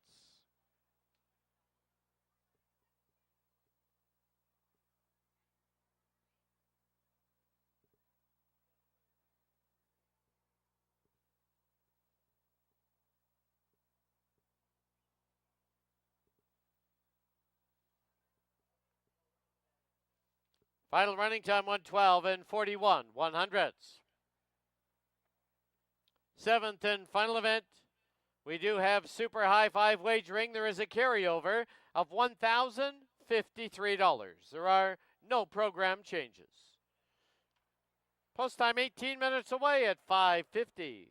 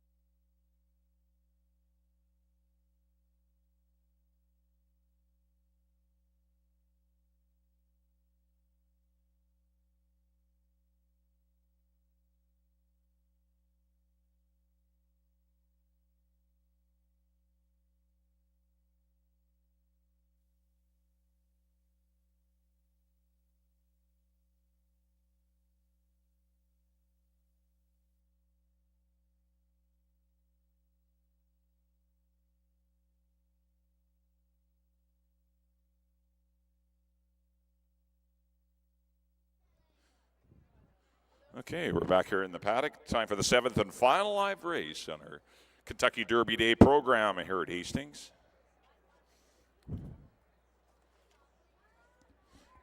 Congratulations to the Willow Creek Farms, Lori Henson, trainer Steve Henson, rider Silvina Morales. His home run girl wins her debut in race number 6.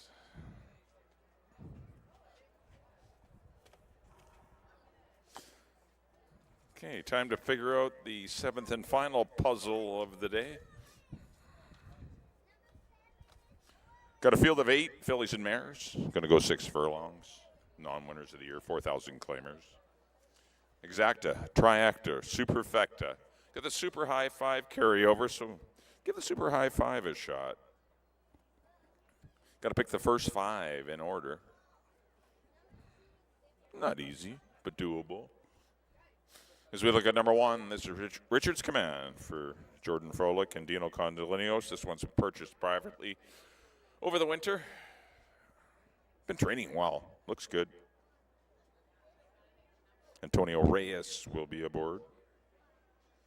Pretty consistent mare. She doesn't run often, but she leaves it all out on the racetrack. She's a cool mare. That's 4 wins, 8 seconds, 2/3 in 18 trips to the post. She's only had 4 off-the-board performances, and that's grit. She is a trier, and she got the number 1 post going 6, so she's going to be in a good position. I didn't pick her to win it, but I have her for 3rd, but I could certainly see her winning the money. Number 2 will be Rosa, Texas, for Don Daynard and Mel Snow. She's another one with a chance, 17-1. Wow, no respect there. Another consistent horse, 6 for 11 in the money last year. Just missed to Ari Cara, who blitzed a field in the split of this race in race number 5. Mel's horses are running well. They're ready. Jose Sanchez will be the pilot. He was aboard for both victories last year. So if it ain't broke, don't fix it. Put Sanchez on. Number 3 will be Pineapple Tidbits.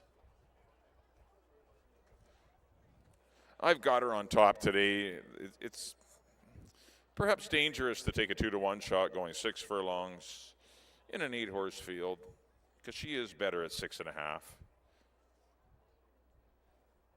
But she is a much better horse than a lot of these fillies. We'll see if she can overcome it because, it's like I said, it's not her best distance at all. But she knows how to win races. 7 for 27 lifetime, 25%. Pretty nice.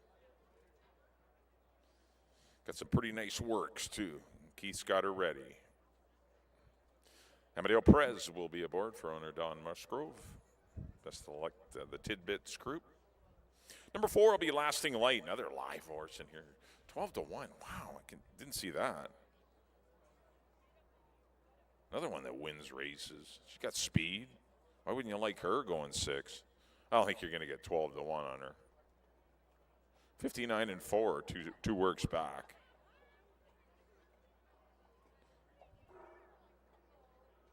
Not giving her any respect, but I could make them pay. Larry Seacharan for Dave Milburn. 5 will be Backfire Baby for Willow Creek Farms and Steve Henson, looking for the 3rd winner of the day. Of course, Hoax and Home Run Girl got the job done earlier. She's eligible with the right kind of trip. She doesn't need the lead, but she's better when she gets it. But she can tuck in behind the leaders, so we'll see how she goes. 6-1 with Kamal Santo. 6 will be Don't Pass the Pepper. Karen Kellowan rides for the Russos and Patty Leaney. Wow, some flashy works. 114 breezing, 113-2, 47-1. Those are some nice works. I think you can pretty much discard the last 3 races she showed you last year. I think you'll see a far better Don't Pass the Pepper. Those workouts signal that the layoff has done her well. We'll see how she fares today, but 13-1, why not? 7 is Carla's Honor. Good honest mare. 3 for 27. I don't like the 7 hole. What kind of trip she's going to get going 6. That's the thing with 6 furlongs. These 7 and 8 horses, like the horses with the outside draws, are really compromised. And she's worked well, Carla, for Cindy and the BFA Holdings. And the 8 is Jersey Lily for the Mavens and Chris Mamdine. Once again, another pace horse that's going to have to deal with a tough post. I went 3-4-1, but there are a lot of chances in here. Good finale, good competitive event. Thanks, everyone, for coming out. Hopefully you enjoyed the show in the Kentucky Derby and our show today. Good luck in the last. Just a reminder, we're running next Friday night, 7 o'clock. Be here next Friday, May the 10th. Good luck, everyone, in the last.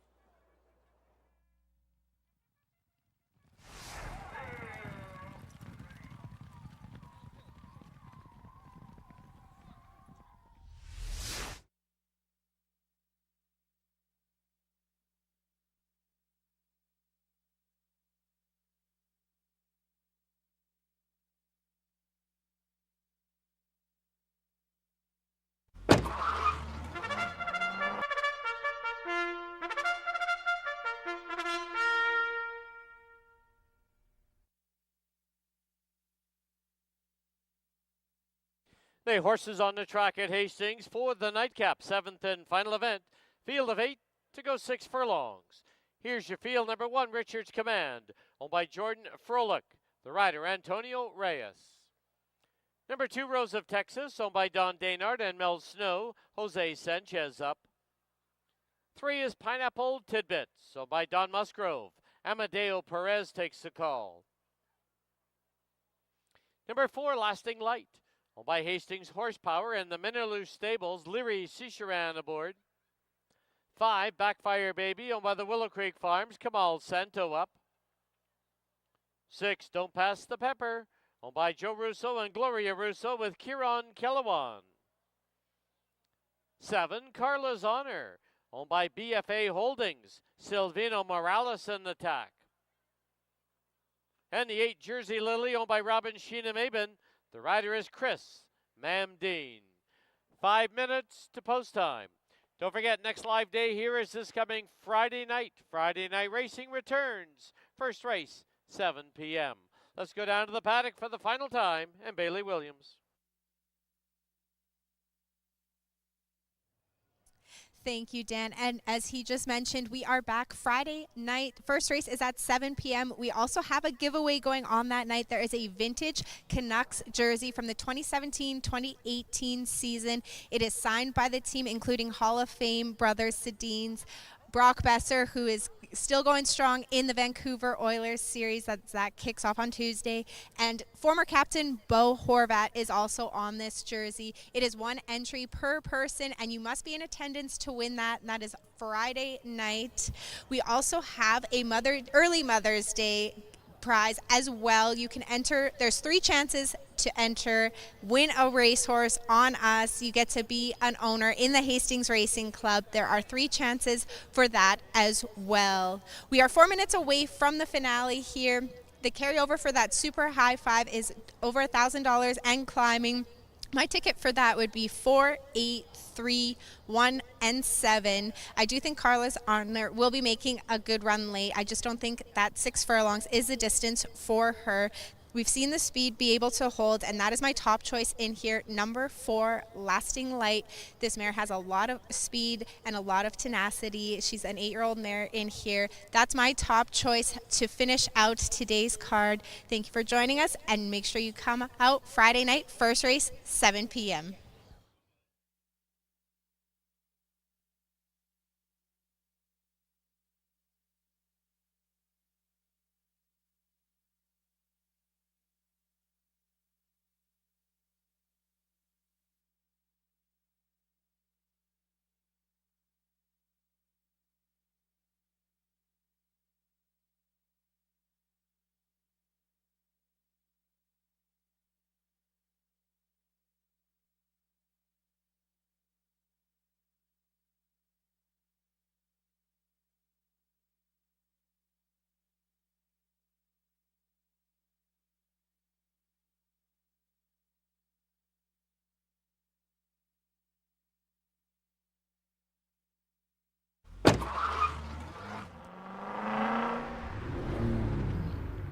Key West Ford reminds you there are just 2 minutes left to place your wagers at Hastings.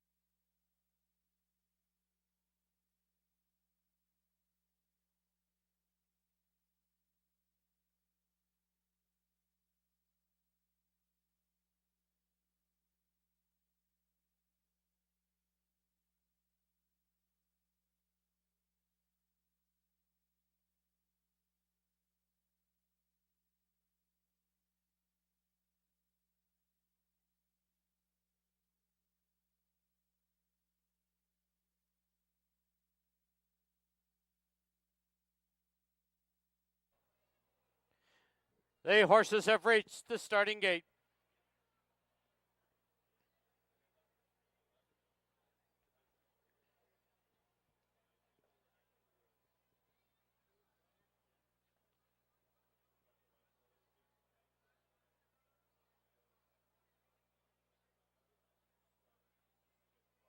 Loading in now for the nightcap. First one up, Richards Command to the inside gate. Backfire Baby to the center.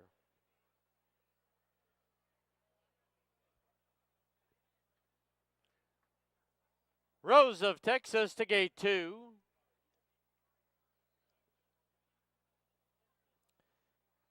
Pineapple Tidbits. Lasting Light. Don't Pass the Pepper, gate 6. Carla's Honor and Jersey Lily to the outside gate.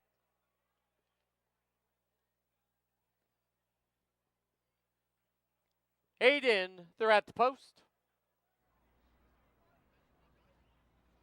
There they go. Richards Command bobbled a little bit at the break. Lasting Light put right on the early lead. Don't pass the pepper up on the outside. Jersey Lily tugging hard as Richards Command down on the inside. Rose of Texas, Pineapple Tidbits. On the outside is Backfire Baby. And at the rail is Carla's Honor. Compact field as they head to the half-mile mark. Past the half-mile mark of the opening quarter, 24 flat.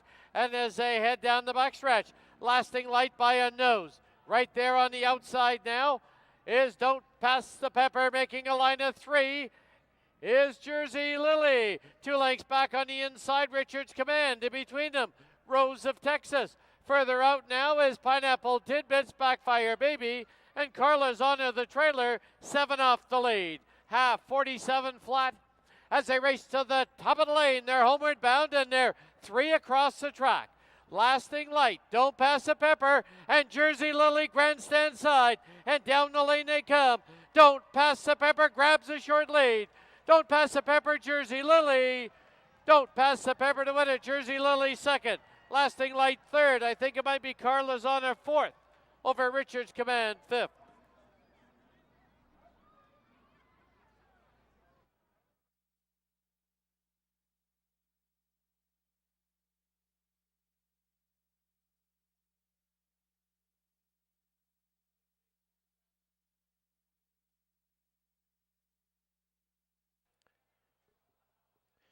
Top 5 finishers in the nightcap.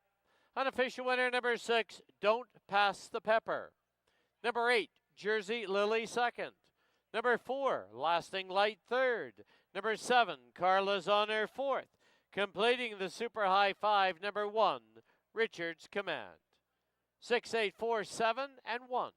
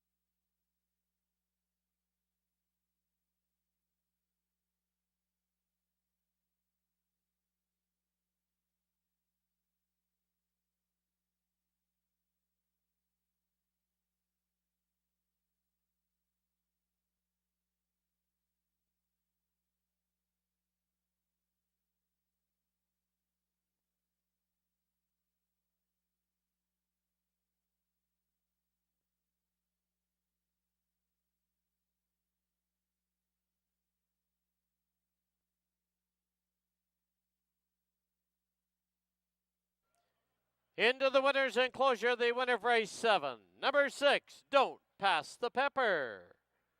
She's owned by Joe Russo and Gloria Russo, trained by Patty Laney, and the winning rider is Kieran Kellewan. Don't Pass the Pepper is a 6-year-old mare by Fast Anna out of AP Pepper, bred in Kentucky by Roy's Mansour.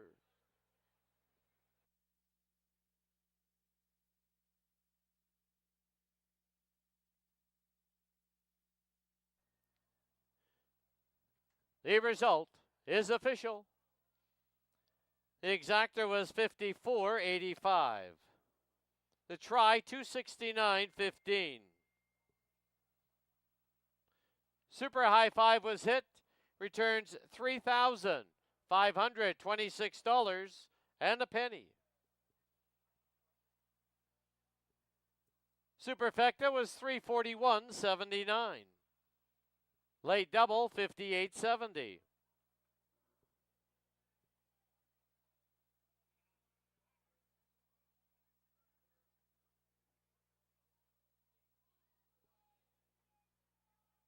Pick 3, you need 3 of 3, 57.45. And to pick 4, you need 4 of 4, 59.47.